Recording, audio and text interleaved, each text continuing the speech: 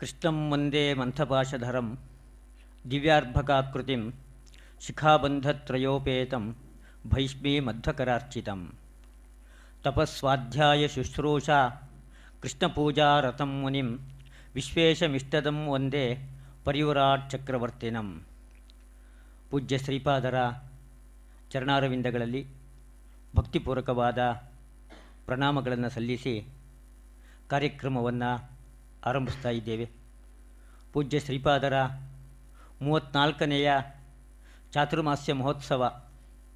ಈ ಸಂದರ್ಭದಲ್ಲಿ ಸಮಾಜಕ್ಕೆ ಅತ್ಯುಪಯುಕ್ತವಾದ ಮಾಹಿತಿಗಳನ್ನು ನೀಡತಕ್ಕಂತಹ ಒಳ್ಳೊಳ್ಳೆ ಉಪನ್ಯಾಸಕರುಗಳನ್ನು ಕರೆಸಿ ಈ ಕಾರ್ಯಕ್ರಮವನ್ನು ನಡೆಸಬೇಕು ಎಂಬುದಾಗಿ ಶ್ರೀಪಾದಂಗಳವರ ಆದೇಶಕ್ಕನುಗುಣವಾಗಿ ಚಾತುರ್ಮಾಸ್ಯ ಮಹೋತ್ಸವ ಸಮಿತಿ ಅನೇಕ ಸಮಾಜದ ಗಣ್ಯ ವ್ಯಕ್ತಿಗಳನ್ನು ಈ ಕಾರ್ಯಕ್ರಮಕ್ಕೆ ಆಹ್ವಾನಿಸಿ ಪ್ರತಿನಿತ್ಯ ಉಪನ್ಯಾಸಗಳನ್ನು ಏರ್ಪಡಿಸ್ತಾ ಇದೆ. ನಿನ್ನೆ ದಿವಸ ಕಾಶ್ಮೀರದ ಇತಿಹಾಸದ ಬಗ್ಗೆ ಒಬ್ಬ ಮಹಿಳೆ ತುಂಬ ಚೆನ್ನಾಗಿ ಮಾತನಾಡಿದರು. ಮೊನ್ನೆ ಲೀಲಾವತಿ ಗಣಿತಶಾಸ್ತ್ರದ ಬಗ್ಗೆ ಬಾಂಬೆ IIT ಪ್ರೊಫೆಸರ್ ಒಬ್ಬರು ಮಾತನಾಡಿದರು. ಹೀಗೆ ಸಮಾಜದ ಅನೇಕ ಗಣ್ಯ ವ್ಯಕ್ತಿಗಳು ಈ ಕಾರ್ಯಕ್ರಮದಲ್ಲಿ ಭಾಗವಹಿಸಿ ತಮ್ಮ ಅಮೂಲ್ಯವಾದ ಉಪನ್ಯಾಸಗಳನ್ನು ನೀಡಿ ಈ ಕಾರ್ಯಕ್ರಮಕ್ಕೆ ಒಂದು ಶೋಭೆಯನ್ನು ತರ್ತಾ ಇದ್ದಾರೆ. ಹಾಗೆ ಇವತ್ತು ನಮ್ಮ ಮುಂದೆ ಉಪಸ್ಥಿತರಿರ್ತಕ್ಕಂಥವರು ಶ್ರೀಯುತ ಡಾಕ್ಟರ್ ಗುರುರಾಜ್ ಕರ್ಜಗಿಯವರು. ಇವರು ಬಗ್ಗೆ ನಾವು ಮಾತನಾಡಲಿಕ್ಕೆ ತುಂಬ ಹೆಮ್ಮೆ ಆಗತ್ತೆ. ಇವತ್ತು ನಮ್ಮ ಕಾರ್ಯಕ್ರಮಕ್ಕೆ ಬಂದಿರತಕ್ಕಂತಹದ್ದು ತುಂಬ ಸಂತೋಷದ ಸಂಗತಿಯಾಗಿದೆ. ಯಾಕೆ ಇವತ್ತು ಎಲ್ಲ ದೇಶ ವಿದೇಶಗಳಲ್ಲೂ ಕೂಡ ಯಾವ ಮೂಲೆಗೆ ಹೋದರೂ ಕೂಡ ಗುರುರಾಜ್ ಕರ್ಜಗಿಯವರ ಹೆಸರನ್ನು ಕೇಳದೇ ಇರತಕ್ಕಂಥವ್ರು ಇಲ್ಲ.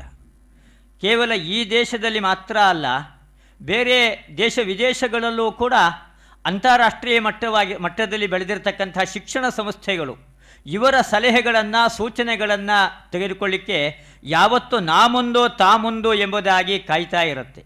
ಆ ರೀತಿ ಶಿಕ್ಷಣ ತಜ್ಞರಾಗಿ ಯಾವ ರೀತಿಯಾಗಿ ಉತ್ತಮ ಶಿಕ್ಷಣವನ್ನು ನೀಡೋದರಿಂದ ಒಳ್ಳೆಯ ಉತ್ತಮವಾದ ಸಮಾಜವನ್ನು ನಾವು ನಿರ್ಮಾಣ ಮಾಡಬಹುದು ಎಂಬುದರ ಬಗ್ಗೆ ತುಂಬ ಗಹನವಾಗಿ ತುಂಬ ಆಳವಾಗಿ ಚಿಂತನೆಯನ್ನು ಮಾಡಿ ಸಮಾಜದ ಅಭಿವೃದ್ಧಿಗೆ ಬಹಳಷ್ಟು ಸೇವೆಯನ್ನು ಸಲ್ಲಿಸ್ತಾ ಇರತಕ್ಕಂತಹ ಮಹಾನುಭಾವರು ಡಾಕ್ಟರ್ ಗುರುರಾಜ್ ಕರ್ಜಗಿಯವರು.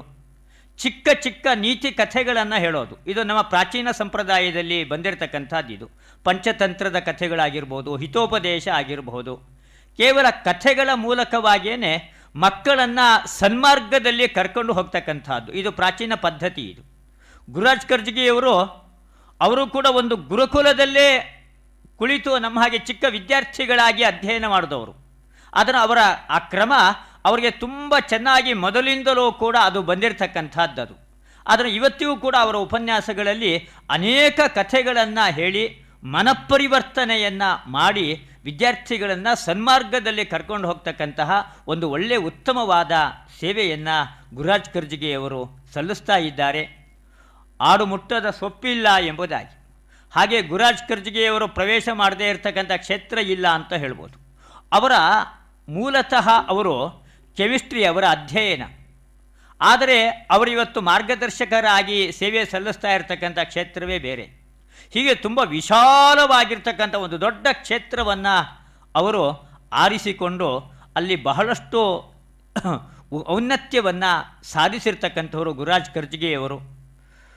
ಪಾಲಿ ಭಾಷೆಯಲ್ಲಿರ್ತಕ್ಕಂತಹ ಪ್ರಾಕೃತ ಭಾಷೆಯಲ್ಲಿರ್ತಕ್ಕಂಥ ಕಥೆಗಳು, ಆ ಕಥೆಗಳನ್ನು ಕೂಡ ಇತ್ತೀಚೆಗೆ ಕನ್ನಡಕ್ಕೆ ಇಂಗ್ಲೀಷಿಗೆ ಅನುವಾದ ಮಾಡಿ ಒಳ್ಳೆ ಸಮಾಜಕ್ಕೆ ಉತ್ತಮವಾದ ಕೊಡುಗೆಯನ್ನು ಗುರುರಾಜ್ ಕರ್ಜಗಿಯವರು ನೀಡ್ತಾ ಇದ್ದಾರೆ. ಹೀಗೆ ನಿರಂತರವಾಗಿ ತಮ್ಮನ್ನು ಸಮಾಜದ ಪರಿವರ್ತನೆಯಲ್ಲೇ ತಮ್ಮನ್ನು ತೊಡಗಿಸಿಕೊಂಡಿರ್ತಕ್ಕಂತಹ ಶ್ರೇಷ್ಠ ವ್ಯಕ್ತಿಗಳು ಗುರುರಾಜ್ ಕರ್ಜಗಿಯವರು.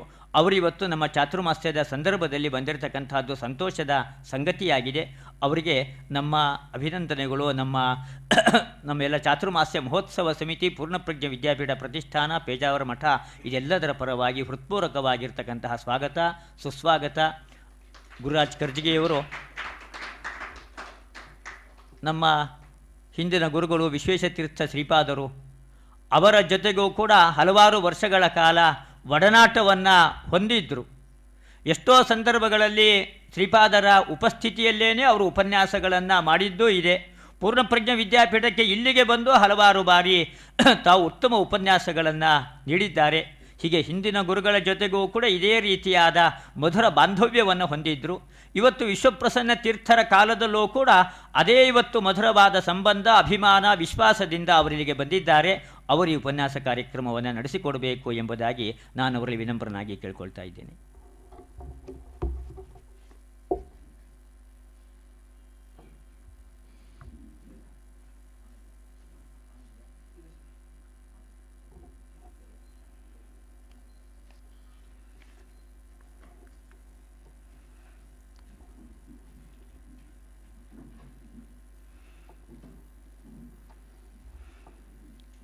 ಪರಮ ಪೂಜ್ಯ ಶ್ರೀಪಾದಂಗಳವರ ಅಡಿದಾವರೆಗಳಲ್ಲಿ ನನ್ನ ಸಾಷ್ಟಾಂಗ ಪ್ರಣಾಮಗಳನ್ನು ಸಲ್ಲಿಸ್ತಾ,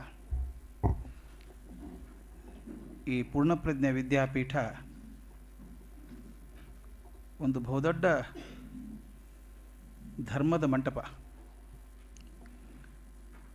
ಇಲ್ಲಿ ಎಷ್ಟು ವರ್ಷ ವಿರಾಜಮಾನರಾಗಿ ನಮ್ಮಲ್ಲೆಲ್ಲ ಹರಸಿ ನಮ್ಮ ಬಾಳನ್ನು ಹಸನನ್ನಾಗಿ ಮಾಡಿದಂಥ ಶ್ರೀ ವಿಶ್ವೇಶತೀರ್ಥ ಶ್ರೀಪಾದಂಗಳವ್ರನ್ನ ನೆನೆಸ್ಕೋಬೇಕು.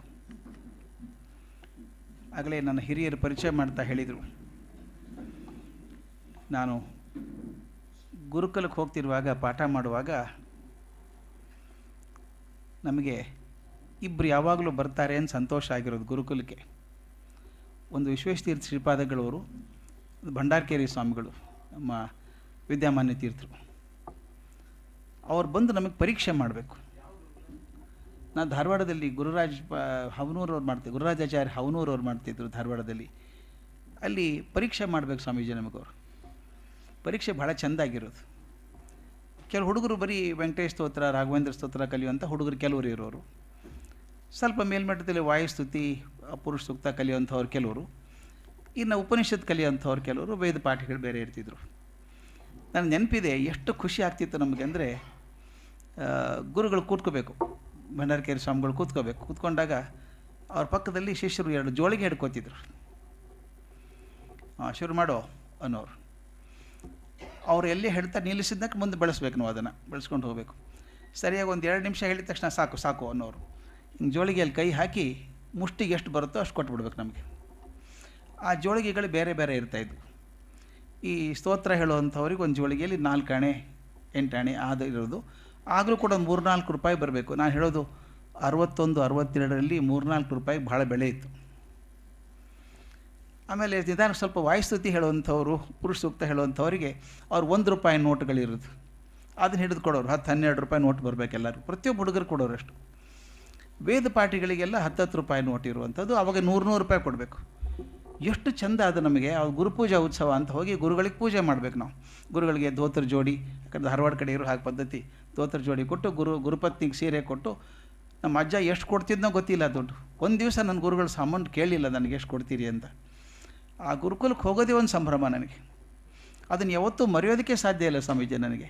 ಆ ಗುರುಗಳ ಪ್ರೀತಿ. ನಾನು ಸ್ವಲ್ಪ ಪ್ರಶ್ನೆ ಕೇಳೋದು ಜಾಸ್ತಿ ಇತ್ತೇನೋ ಅವಾಗ. ಒಂದು ಸಲ ಕೇಳಿದೆ ಗುರುಗಳಿಗೆ, ನಾನು ಆಚಾರ್ಯರಿಗೆ, ಗುರುಗಳು ನಾನು ನೀವು ಮಂತ್ರ ಕಲಿಸ್ತೀರಿ, ಬಾಯ್ಪಾಠ ಮಾಡ್ತೀರಿ, ಉಪನಿಷತ್ ಹೇಳ್ತೀರಿ, ಬಾಯಿಗೆ ಬರುತ್ತೆ, ಏನು ಪ್ರಯೋಜನ ಆದಂಗಾಯಿತು? ನಿಜವಾಗ್ಲೂ ಅರ್ಥ ಗೊತ್ತಾಗಿಲ್ಲ. ಸಣ್ಣ ಹುಡುಗ ನಾನು ಇನ್ನೂ, ಅವಾಗ ಅರ್ಥ ಗೊತ್ತಾಗಿಲ್ಲ ಏನು ಮಾಡೋದು ಅಂತ. ನಾನು ಗುರುಗಳು ಹೇಳಿದ್ರು, ಮೊದಲು ಬಾಯಿ ಪಾಠ ಆಗಲಿ, ಆಮೇಲೆ ಹೃದಯ ಪಾಠ ಆಗ್ತದೆ ಅಂತ ಹೇಳೋರು. ಅದು ಅರ್ಥ ಆಗಿರಲಿಲ್ಲ ಸ್ವಾಮೀಜಿ ನನಗೆ. ಮುಂದೆ ನಾನು ಯೂನಿವರ್ಸಿಟಿ ಗ್ರಾಂಟ್ಸ್ ಕಮಿಷನ್ನಲ್ಲಿದ್ದಾಗ ಅಲ್ಲಿ ಅಧ್ಯಕ್ಷರು ನನಗೊಂದು ಆರ್ಟಿಕಲ್ ಬರೀರಿ ಅಂತ ಹೇಳಿದರು. ಆನ್ ಹ್ಯೂಮನ್ ಎಕ್ಸಲೆನ್ಸ್, ಮನುಷ್ಯನ ಸರ್ವೋತ್ಕೃಷ್ಟತೆ ಅಂದರೆ ಏನು ಅಂತ ಬರೀರಿ ಅಂತ. ಇವೆಲ್ಲ ಪಾಶ್ಚಿಮಾತ್ಯ ಓದಿದಂಥ ತಲೆ, ಏನೇನೋ ಬರೆದು ಹರಿದು ಹಾಕಿದೆ. ಯಾವುದೂ ಸರಿ ಅನ್ನಿಸ್ಲಿಲ್ಲ. ಒಂದು ದಿವಸ ಮನೆ ಮಾಳಿಗೆ ಮೇಲೆ ಟ್ಯಾರೆಸ್ನಲ್ಲಿ ಊಟ ಮಾಡಿ ರಾತ್ರಿ ಅಡ್ಡಾಡ್ತಾಯಿದ್ದೆ. ಅದು ಚಿಕ್ಕಂದಿನವಿದ್ದ ಚೂಡಾರತ್ನ ಅಂದ ಹಾಗೆ ಆ ಕಲ್ತದ್ದು ಮರೆಯೋಲ್ಲಲ್ಲ ಸ್ವಾಮೀಜಿ. ಅದು ನನಗೆ ತಕ್ಷಣ ಯಾವುದೋ ಛಾಂದೋಗ್ಯದ ಮಾತು ಬಂತು. ಯದೇವ ವಿದ್ಯೆಯ ಕರೋತಿ ಶ್ರದ್ಧೆಯ ಉಪನಿಷದ ತದೇವ ವೀರ್ಯವತ್ತರಂ ಭವತಿ ಅಂತಂದ ತಕ್ಷಣ ನಾನು ಹೆಂಡ್ತಿಗೆ ಹೇಳಿದೆ, ನೀನು ಒಳಗೆ ಮಲ್ಕೊಂಬಿಡು. ಹೊರಗಡೆ ಒಂದು ಲೈಟ್ ಇತ್ತು, ಅಲ್ಲೊಂದು ಕುರ್ಚಿ ಹಾಕ್ಕೊಂಡು ಪೇಪರ್ ಇಟ್ಕೊಂಡು ಕೂತ್ಕೊಂಡು 11ಕ್ಕೆ ಕೂತ್ಕೊಂಡು ಬೆಳಗ್ಗೆ 3 ಗಂಟೆ ಹೊತ್ತಿಗೆ ಆರ್ಟಿಕಲ್ ಆಯ್ತು. ಅದು ಹ್ಯೂಮನ್ ಎಕ್ಸಲೆನ್ಸ್ ಅಂತ ಬರೆದಿತ್ತು. ಅದು ತುಂಬ ಪ್ರಸಿದ್ಧ ಆಯಿತು. ನನಗೆ ಅವ್ರು ನಿಮಗೆಲ್ಲಿ ಬಂತಿದ್ದು ಅಂತ ಕೇಳಿದರು ನಮ್ಮ ಗುರುಗಳು, ನಮ್ಮ UGC ಚೇರ್ಮನ್. ನಾನು ಹೇಳಿದೆ, ನಮ್ಮ ಗುರು ಕೃಪೆ ಅದು. ಆವಾಗ ನನಗೆ ಬಾಯಿಗೆ ಬರದೆ ಹೋಗಿದ್ರೆ ಈಗ ಹೃದಯಕ್ಕೆ ಬರೋ ಚಾನ್ಸೇ ಇರಲಿಲ್ಲ. ಅನ್ನಿಸ್ತಿತ್ತು. ಎಷ್ಟೋ ಸಲ ನಮ್ಮ ಹುಡುಗರಿಗೆ ಹೇಳಿದೆ, ಹೇಳಬೇಕಿದ್ದನ್ನು ಬೈಪಾಠ ಮಾಡಿಸ್ತಿರಲ್ಲ, ಏನು ಪ್ರಯೋಜನ ಅಂತಾರೆ. ಬಾಯಿಗೆ ಬಂದ್ರೆ ತಾನೇ ಹೃದಯಕ್ಕೆ ಬರುವಂಥದ್ದು. ಮುಂದೆ ಸ್ವಲ್ಪ ಬುದ್ಧಿ ತಿಳಿದ ಮೇಲೆ ಸಂಸ್ಕೃತ ಅರ್ಥ ಆಗೋಕ್ಕೆ ಶುರು ಆದಾಗ ಅದು ಅರ್ಥ ಹೊಳಿತದೆ. ಇದೊಂದು ವಿಶೇಷ ಅರ್ಥ ಹೊಳ್ಕೊಂಡು ಹೋಗುತ್ತೆ, ನಮ್ಮ ಅನುಭವಕ್ಕೆ ತಕ್ಕ ಹಾಗೆ ಅರ್ಥ ಹೊಳ್ಕೊಂಡು ಹೋಗ್ತದೆ. ಆವಾಗ ಒಂದು ಸಲ ನನ್ನ ನೆನಪಿದೆ ಸ್ವಾಮೀಜಿದು. ಧಾರವಾಡದವ್ರು ಯಾರು ಇದ್ರೆ ಗೊತ್ತಿರುತ್ತೆ, 4 ತಿಂಗಳು ಮಳೆ ಆಗೋದಾಗ ವಿಪರೀತ ಮಳೆ. ಹವಾಯಿ ಚಪ್ಪಲಿ ಬಿಟ್ಟರೆ ಬೇರೆ ಚಪ್ಪಲಿ ಬದುಕೋಂಗಿಲ್ಲ ಅಲ್ಲಿ. ಈ ಚರ್ಮದ ಚಪ್ಪಲಿ ಉಳಿತಿರಲಿಲ್ಲ ನಮಗೆಲ್ಲ. ಹಾಕಿ ಹಾಫ್ ಪ್ಯಾಂಟು, ಒಂದು ಶರ್ಟು, ಅಡ್ಡಾಡಿ ಚಳಿಗೆ ಕಾಲು ಸೀಳ್ತದೆ, ಹಿಂಬಡಿ ಎಲ್ಲ ಒಡೆದು ಹೋಗ್ಬಿಡುತ್ತೆ. ತುದಿಗಾಲ ಮೇಲೆ ನಡಿಬೇಕು, ಹಿಂಬಡಿ ಊರೋಕ್ಕಾಗಲ್ಲ, ಅಷ್ಟು ಒಡೆದಿತ್ತು ನಂದೆಲ್ಲ. ನಾನು ಮಂತ್ರ ಎಲ್ಲ ಮುಗಿಸ್ಕೊಂಡು ಆ ಪಕ್ಕದ ಕೋಣೆಗೆ ಹೋಗಿ ನನ್ನ ಪಂಚೆ ಎಲ್ಲ ಚೇಂಜ್ ಮಾಡಿ ಹಾಫ್ ಪ್ಯಾಂಟ್ ಹಾಕ್ಕೊಂಡು ಹೊರಡಬೇಕು. ತುದಿಗಾಲಲ್ಲಿ ಹೋಗ್ತಾ ಇದ್ದೆ. ಏ ಗುರುರಾಜ ಬಾಯ್ಲಿ ಅಂತ ಕರೆದ್ರು ಮೇಷ್ಟ್ರು. ನನಗೆ ಹೆದರಿಕೆ. ಅವಾಗೊಂದು ಪದ್ಧತಿ ಇತ್ತು ಸ್ವಾಮೀಜಿ, ಅದು ಎಷ್ಟು ಚೆಂದ ಕಲಿಸ್ತಿದ್ರು ಅಂದರೆ, ಅವರು ನೋಡೋಕೆ ಭಾಳ ಚೆಂದ ನನ್ನ ಗುರುಗಳು. ಪಕ್ಕದಲ್ಲಿ ಒಂದು ತಾಮ್ರ ತಂಬಿಗೆ ಒಂದು ಚೆಂಬು ಇರೋದು. ಅನ್ನುವಾಗ ಏನಾದರೂ ಮಂತ್ರ ಸರಿಯಾಗಿ ಅನ್ನದೇ ಹೋದರೆ, ಉಚ್ಚಾರಣೆ ಸರಿ ಆಗದೆ ಹೋದರೆ ಅಲ್ಲಿವರೆಗೂ ನಗನಗ್ತಾ ಇರುವಂಥ ಗುರುಗಳು. ಒಂದು ಚೂರು ತಪ್ಪಿದ್ರೆ ಸಾಕು, ಆ ತಾಂಬೂರು ಚೆಂಬು ನೀರು ತೊಗೊಂಡು ಮುಖಕ್ಕೆ ಹೋಗಿ ಬಿಡೋರು. ಹೀಗೆ ಹೋಗು ಇನ್ನೊಂದು ಸ್ನಾನ ಮಾಡ್ಬೋದು. ತಣ್ಣೀರು ಸ್ನಾನ ಧಾರವಾಡದಲ್ಲಿ. ಒಂದಿಬ್ಬರು ಹುಡುಗರು ತಯಾರಾಗೇ ನಿಂತಿರ್ತಿದ್ರು ಎಳೆದು ಹಾಕೋದಕ್ಕೆ ನಮ್ಮ ತಲೆ ಮೇಲೆ. ಅವ್ರಿಗೇನು ಎಳೆದು ಹಾಕೋದು ಕಸರತ್ತು, ನಮಗೆ ಚಳಿ ನಡುಗೆ ಹೋಗ್ತಿದ್ದು, ಎಲ್ಬು ನಡಗಬೇಕು, ಹಾಗೆ ನಡಗಬೇಕು. ಆಮೇಲೆ ಹೇಳೋರು, ಆ ಕಟ್ಟೆ ಮೇಲೆ ಹುಣಸೆಹಣ್ಣು ಇಟ್ಟಿದ್ದೀನಿ, ನಾಲ್ಗೆ ಉಜ್ಕೊಂಬ, ಉಚ್ಚಾರಣ ಅಷ್ಟು ಸ್ಪಷ್ಟ ಬರೋದಿಲ್ಲ ನಿನಗೆ ಅಂತಿದ್ರು. ಮತ್ತೆ ನಾನು ಕರೆದ್ರಪ್ಪ ಭಾವಿಗೆ ಸ್ನಾನಕ್ಕೆ ಅಂತ ಅಂದ್ಕೊಂಡು ಹೋದೆ. ಇಲ್ಲಿ ಕೂಡು, ಪಕ್ಕ ಕೂಡು ಅಂದರು. ಕೂಡಿಸ್ಕೊಂಡ್ರು. ಅದನ್ನು ಮರೆಯೋದೇ ಸಾಧ್ಯ ಇಲ್ಲ ನಾನು. ಕೂಡಿಸ್ಕೊಂಡು ದಿನ ಹೋಗಿ ನಾವು ಗುರುಗಳ ಕಾಲು ಮುಟ್ಟಿ ನಮಸ್ಕಾರ ಮಾಡೋ ಪದ್ಧತಿ ನಮ್ಮದು. ಹೊರಡುವಾಗೂ ನಮಸ್ಕಾರ ಮಾಡಿ ಹೊರಡೋದು. ಪಕ್ಕದಲ್ಲಿ ಕೂತ್ಕೊಂಡಾಗ ಚಕ್ ಅಂತ ನನ್ನ ಕಾಲು ಹಿಡ್ಕೊಂಬಿಟ್ರು. ಕಾಲು ತೊಡೆ ಮೇಲೆ ಇಟ್ಕೊಂಬಿಟ್ರು. ನನಗೊಂಥರ ರೋಮಾಂಚನ ಆದಂಗೆ ಆಯ್ತು. ಏನು ಗುರುಗಳು ಹಿಂಗೆ ಮಾಡ್ತಾರೆ ಅಂತ. ಅವ್ರು ಏನು ತಲೆ ಕೆಡಿಸ್ಕೊಳ್ಳಿಲ್ಲ. ಏನು ಎಷ್ಟು ಕಾಲು ಹೊಡೆದಾವಲ್ಲೋ, ಏನು ಹಚ್ಕೊಂಡಿಲ್ಲ ಏನು ಇದಕ್ಕೆ, ರಕ್ತ ಬರೋಂಗಾಗಿದ್ದಲ್ಲೋ ಅಂದರು. ನಾನು ಏನು ಹೇಳಬೇಕು ಅಂತ ತೋಚ್ತಾ ಇಲ್ಲ. ಗುರುಗಳು ನನ್ನ ಕಾಲು ತೊಡೆ ಮೇಲೆ ಇಟ್ಕೊಂಡ್ಬಿಟ್ಟಿದ್ದಾರೆ, ಏನಪ್ಪ ಇದು ಅನ್ನೋದು ಅಂತ. ತೊಗೊಂಬರೋದನ್ನ ಅಂದರು. ಅಲ್ಲಿ ಗೂಡಲ್ಲಿ ಒಂದು ತೆಂಗಿನ ಚಿಪ್ ಒಳಗೆ ಏನೇನು ಹಾಕಿಡ್ತಿದ್ರು. ಈ ಮೇಣ ಮತ್ತು ಹರಳೆಣ್ಣೆ, ಈ ಕರ್ಪೂರ ಎಲ್ಲ ಸೇರಿಸಿ ಒಂದೇನೋ ಮಾಡಿ ಇಟ್ಟಿರ್ತಿದ್ರು. ಅದನ್ನು ತಂದು ತಾವೇ ನನ್ನ ಕಾಲಿಗೆಲ್ಲ ಹಚ್ಚಿ ಚೆನ್ನಾಗಿ ಉಜ್ಜಿದ್ರು. ನನಗೆ ಏನು ಹೇಳಬೇಕು, ಕಣ್ಣು ತುಂಬಿದ್ಬಿಟ್ಟಿದೆ ನನಗೆ. ನಾನು ಹಚ್ಕೋತೀನಿ ಬಿಡಿ ಅಂತ ಇರೋ ಅಂದರು. 2 ಕಾಲಿಗೆ ಚೆನ್ನಾಗಿ ಹಚ್ಚಿದರು. ಹಚ್ತಾನೆ ಕೇಳಿದರು, ನಾನು ಎಷ್ಟೋ ಸಲ ಮುಖಕ್ಕೆ ನೀರು ಗೊಜ್ಜಿದಾಗ ಸಿಟ್ಟು ಬರ್ತದಿಲ್ಲೋ ಅಂದರು. ಇಲ್ಲ ಅಂದರೆ ಸುಳ್ಳು ಹೇಳ್ದಂಗೆ ಆಗ್ತದೆ, ಹೌದು ಅಂದರೆ ಬೇಜಾರಾಗ್ತದೆ. ನಾನು 2 ಗೋಣ್ ಹಾಕಿದೆ, ಹೌದು ಅಲ್ಲ 2 ಗೋಣ್ ಹಾಕಿದೆ. ಹಾಕಿದ ತಕ್ಷಣ ನನಗೆ ಗೊತ್ತದ ಸಿಟ್ಟು ಬರ್ತದೆ ಗೊತ್ತದ ಅಂದರು. ಅಂದ್ಬಿಟ್ಟು, ಸಿಟ್ಟು ಮಾಡ್ಕೋಬೇಡೋ, ಎಷ್ಟು ಚಂದ ಮಾತು ಹೇಳಿದರು ಅವರು. ಮುಂದೆ ನಿನಗೆ ಬೇಡ ಅಂದರೂ ವಿಜ್ಞಾನ ಬಿಡೋದಿಲ್ಲ, ಇದು ಬೇಕಂದ್ರೂ ಸಿಗೋದಿಲ್ಲ ಮುಂದೆ ನಿನಗೆ. ಎಷ್ಟು ಚಂದ ಮಾತು. ಇದು ಮುಂದೆ ಬೇಕು ಅಂದರೂ ಸಿಗೋದಿಲ್ಲ, ವಿಜ್ಞಾನ ನೀನು ಬೇಡ ಅಂದರೂ ಬಿಡೋದಿಲ್ಲ, 2 ಹಿಡ್ಕೊ ಅಂದರು. ನನಗೆ ಇವತ್ತಿಗೆ ಅವು 2 ಅಶ್ವಿನಿ ದೇವತೆಗಳು ಹಾಗೆ ನನ್ನನ್ನು ಕಾಪಾಡಿದ್ದಾವೆ. ಆ ಗುರುಗಳನ್ನು ನೆನೆಸ್ಕೋಬೇಕು ನಾನು. ಆಗ ಅನಿಸುತ್ತೆ, ಈ ಗುರುಕುಲಗಳು ಅದ್ಭುತವಾಗಿ ಬೆಳ್ಕೊಂಡು ಬಂದಿದ್ದಾವೆ. ಪೂರ್ಣಪ್ರಜ್ಞೆ ವಿದ್ಯಾಪೀಠ ಒಂದು ಮಾದರಿಯಾಗಿ ನಿಂತ್ಕೊಂಡಿದೆ. ಆದರೆ ನನಗೆ ಕೊಟ್ಟಂಥ ವಿಷಯ, ಗುರುಕುಲದ ಮುಂದೆ ಭವಿಷ್ಯ ಹೇಗಿರ್ಬೋದು, ಅಥವಾ ಭವಿಷ್ಯದ ಗುರುಕುಲ ಹೇಗಿರಬೇಕು, ಹೇಗಿದ್ದರೆ ಚೆಂದ ಅನ್ನೋದ್ರ ಬಗ್ಗೆ ಸ್ವಲ್ಪ ವಿಶ್ಲೇಷಣೆ ಮಾಡಬೇಕಾಗತ್ತೆ. ಸುಮಾರು 5,000 ವರ್ಷಗಳ ಇತಿಹಾಸ ಕನಿಷ್ಠ ಇದೆ ನಮಗೆ. ಅಲ್ಲಿ ವ್ಯವಸ್ಥಿತವಾಗಿ ವೇದ ಕಾಲದಲ್ಲಿ ಹಿಂದೆ ಗುರುಕುಲಗಳು ಚೆನ್ನಾಗಿತ್ತು. ಗುರುಕುಲಗಳು ನಗರದಲ್ಲಿ ಇರಲಿಲ್ಲ, ಕಾಡಲ್ಲಿ ನದಿ ದಂಡೆ ಮೇಲೆ ಇರಬೇಕು. ಅಲ್ಲಿದ್ದಂಥ ಋಷಿಗಳಿಗೆ ಬಹಳ ಗೌರವ. ರಾಜರು ರಾಜಕುಮಾರರು ಅವ್ರ ಕಾಲ ಹತ್ರ ಹೋಗಿ ಕಲಿಬೇಕು. ಶಿಕ್ಷಕರ ಮನೆಯೇ ಗುರುಕುಲ. ಆವಾಗ ನಾವು ಪಠ್ಯಕ್ರಮದಿಂದ ಎಷ್ಟು ಕಲ್ತರೋ ಅದಕ್ಕಿಂತ ಹೆಚ್ಚು ವೈಯಕ್ತಿಕವಾಗಿ ಶಿಕ್ಷಕರ ಬದುಕಿನಿಂದ ಕಲ್ತದ್ದು ಹೆಚ್ಚು. ಇದು ಬಹಳ ಮುಖ್ಯ. ನನಗೆ ಯಾವಾಗಲೂ ಹೇಳೋದು ಇದನ್ನು. ಶಾಲೆಯಲ್ಲಿ ಆಗಲಿ ವಿದ್ಯಾಪೀಠದಾಗಲಿ ಗುರುಕುಲದಲ್ಲಿ ಮಕ್ಕಳು ಕೇಳಿ ಕಲಿಯೋದಿಲ್ಲ, ನೋಡಿ ಕಲಿತಾರೆ. ಕೇಳಿ ಕಲ್ತದ್ದು ಭಾಳ ದಿವಸ ಇರೋಲ್ಲ, ನೋಡಿ ಕಲ್ತದ್ದು ಮರೆಯೋಲ್ಲ. ನಾನು ಸಾಮಾನ್ಯ ಒಂದು ಸಣ್ಣ ಪ್ರಯೋಗ ಮಾಡಿಸ್ತೀನಿ. ಮಾಡ್ಬೋದೇನೋ ಗೊತ್ತಿಲ್ಲ, ಮಾಡಿಸ್ಬೋದಾ? ದಯವಿಟ್ಟು ಒಂದು ಸಣ್ಣ ಎಕ್ಸಸೈಸ್ ಮಾಡೋಣ ಎಲ್ಲರೂ. ಸಾಕಷ್ಟು ಸಲ ಮಾಡಿಸಿದ್ದೀನಿ, ಗೊತ್ತಿದ್ದರೆ ಚೆಂದ, ಗೊತ್ತಿಲ್ಲದೆ ಹೋದರೂ ಅಡ್ಡಿಲ್ಲ. ನಾನು ದಯವಿಟ್ಟು ಹೇಳಿದ ಹಾಗೆ ಮಾಡಬೇಕು, ಗೊತ್ತಾಯ್ತಲ್ಲ? ನಾನು ಹೇಳಿದ ಹಾಗೆ ಮಾತ್ರ ಮಾಡಬೇಕು. ನಾನು ಹೇಗೆ ಹೇಳ್ತೇನೋ ಹಾಗೆ ಮಾಡಬೇಕು, ಮತ್ತೊಂದೇನು ಬದಲಾಯಿಸೋಗಿಲ್ಲ. ಎಲ್ಲರೂ ಬಲಗೈ ಮೇಲೆ ಕೆತ್ತಿ, ಎಲ್ಲ ಬೆರಳುಗಳನ್ನು ಸೇರಿಸಿ ಮುಷ್ಟಿ ಮಾಡಿ, ನಿಧಾನಕ್ಕೆ ಕೈ ಮುಂದೆ ತೊಗೊಂಡು ಬನ್ನಿ. ಈಗ ನಿಮ್ಮ ತೋರು ಬೆರಳನ್ನು ಮಾತ್ರ ಚಾಚಿ, ಎಲ್ಲ ಬೆರಳು ಬೇಡ, ತೋರು ಬೆರಳನ್ನು ಮಾತ್ರ ಚಾಚಿ. ತಕ್ಷಣ ಚಾಚಿದ ಬೆರಳನ್ನು ಎಡೆ ಕೆನ್ನೆ ಮೇಲೆ ಇಟ್ಕೊಂಬಿಡಿ. ಎಲ್ಲಿ ಇಟ್ಟಿದ್ದೀರಿ ನೋಡ್ಕೊಂಬಿಡಿ. ನಾನು ಹೇಳಿದ್ದು ಎಡೆ ಕೆನ್ನೆ ಅಂದಿದ್ದೆ, ಕೆನ್ನೆ ಯಾವುದು ಗದ್ದ ಯಾವುದು ಗೊತ್ತಿದೆ ನಮಗೆ. ಆದರೂ ಬಹಳಷ್ಟು ಜನ ಇಲ್ಲೇ ಇಟ್ಕೊಂಡ್ರು. ಯಾಕಾಯಿತು ಅಂತ ಸಿಂಪಲ್ ಉದಾಹರಣೆ. ಇದು 30 ಸೆಕೆಂಡಲ್ಲಿ ಆದದ್ದು. ನಾನು ನಿಮಗೆ 2 ಸಲ ಒತ್ತಿ ಹೇಳಿದ್ದೆ, ದಯವಿಟ್ಟು ನಾನು ಹೇಳಿದ ಹಾಗೆ ಮಾತ್ರ ಮಾಡಿ ಅಂತ ಹೇಳಿದ್ದೆ. ಆದರೆ ಬಹಳಷ್ಟು ಜನ ನಾನು ಮಾಡಿದ ಹಾಗೆ ಮಾಡಿದರು. ವಿದ್ಯಾರ್ಥಿಗಳು ನೀವು ಹೇಳಿದ್ದನ್ನು ಕೇಳುತ್ತಾರೆ ಅನ್ನೋ ಭ್ರಮೆ ಬೇಡ. ವಿದ್ಯಾರ್ಥಿಗಳು ಖಂಡಿತವಾಗಿ ನಾನು ಮಾಡಿದ್ದನ್ನೇ ಮಾಡ್ತಾರೆ. ನನ್ನ ಭಾಷೆ, ನನ್ನ ಭಾವಚರ್ಯೆ, ನಾನು ಮಾತಾಡುವಂಥ ರೀತಿ, ಇದನ್ನೆಲ್ಲ ಮಕ್ಕಳು ಗ್ರಹಿಸ್ತಾರೆ, ಅವ್ರು ಹಾಗೆ ಮಾಡ್ತಾರೆ. ಆದ್ದರಿಂದ ಬಹುದೊಡ್ಡ ಜವಾಬ್ದಾರಿ ಆವಾಗ ಗುರುಗಳಿಗಿದ್ದದ್ದು ತಮ್ಮ ನಡೆ ನುಡಿಯನ್ನು ಸ್ವಚ್ಛವಾಗಿ ಇಟ್ಕೊಳ್ಬೇಕಾಗಿತ್ತು. ಯಾಕಂದರೆ ಮಕ್ಕಳು ಗುರುಕುಲದಲ್ಲಿರೋರು ಗುರುಗಳನ್ನು ನೋಡೇ ಕಲಿತಾ ಇದ್ದರು. ಅಂತ ಹೇಳಿದ್ನಲ್ಲ, ಪಠ್ಯಕ್ರಮಕ್ಕಿಂತ ಗುರುವಿನ ಜೀವನದಿಂದ ನೋಡಿ ಕಲಿತದ್ದೇ ಹೆಚ್ಚು. ಅದಕ್ಕೆ ಗುರುಕುಲ ಬಹಳ ಮುಖ್ಯವಾಗಿದ್ದದು. ತಮ್ಮ ಮಕ್ಕಳನ್ನು ಅಲ್ಲಿ ಬಿಟ್ಟುಬಿಡೋರು.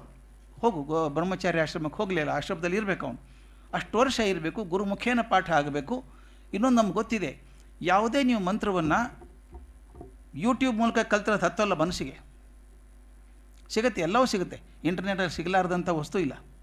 ಆದರೆ ನೀವು ಗುರುಮುಖೇನ ಕಲ್ತದ್ದು ಹೇಗೆ ಉಳ್ಕೊಳ್ಳುತ್ತೆ ಅಂತ ನಾನು ನೆನಪಿದೆ. ನಾನು ವಾಯ್ಸ್ ಜೊತೆ ಕಲಿಸ್ಬೇಕಾದ್ರೆ ಒಂಚೂರು ತಪ್ಪಾದರೆ ಸಿಟ್ಟು ಬಂದ್ಬಿಡೋದು ಗುರುಗಳಿಗೆ. ಅದು ಬರಬೇಕದು, ಹಾಗೆ ಬರಬೇಕದು.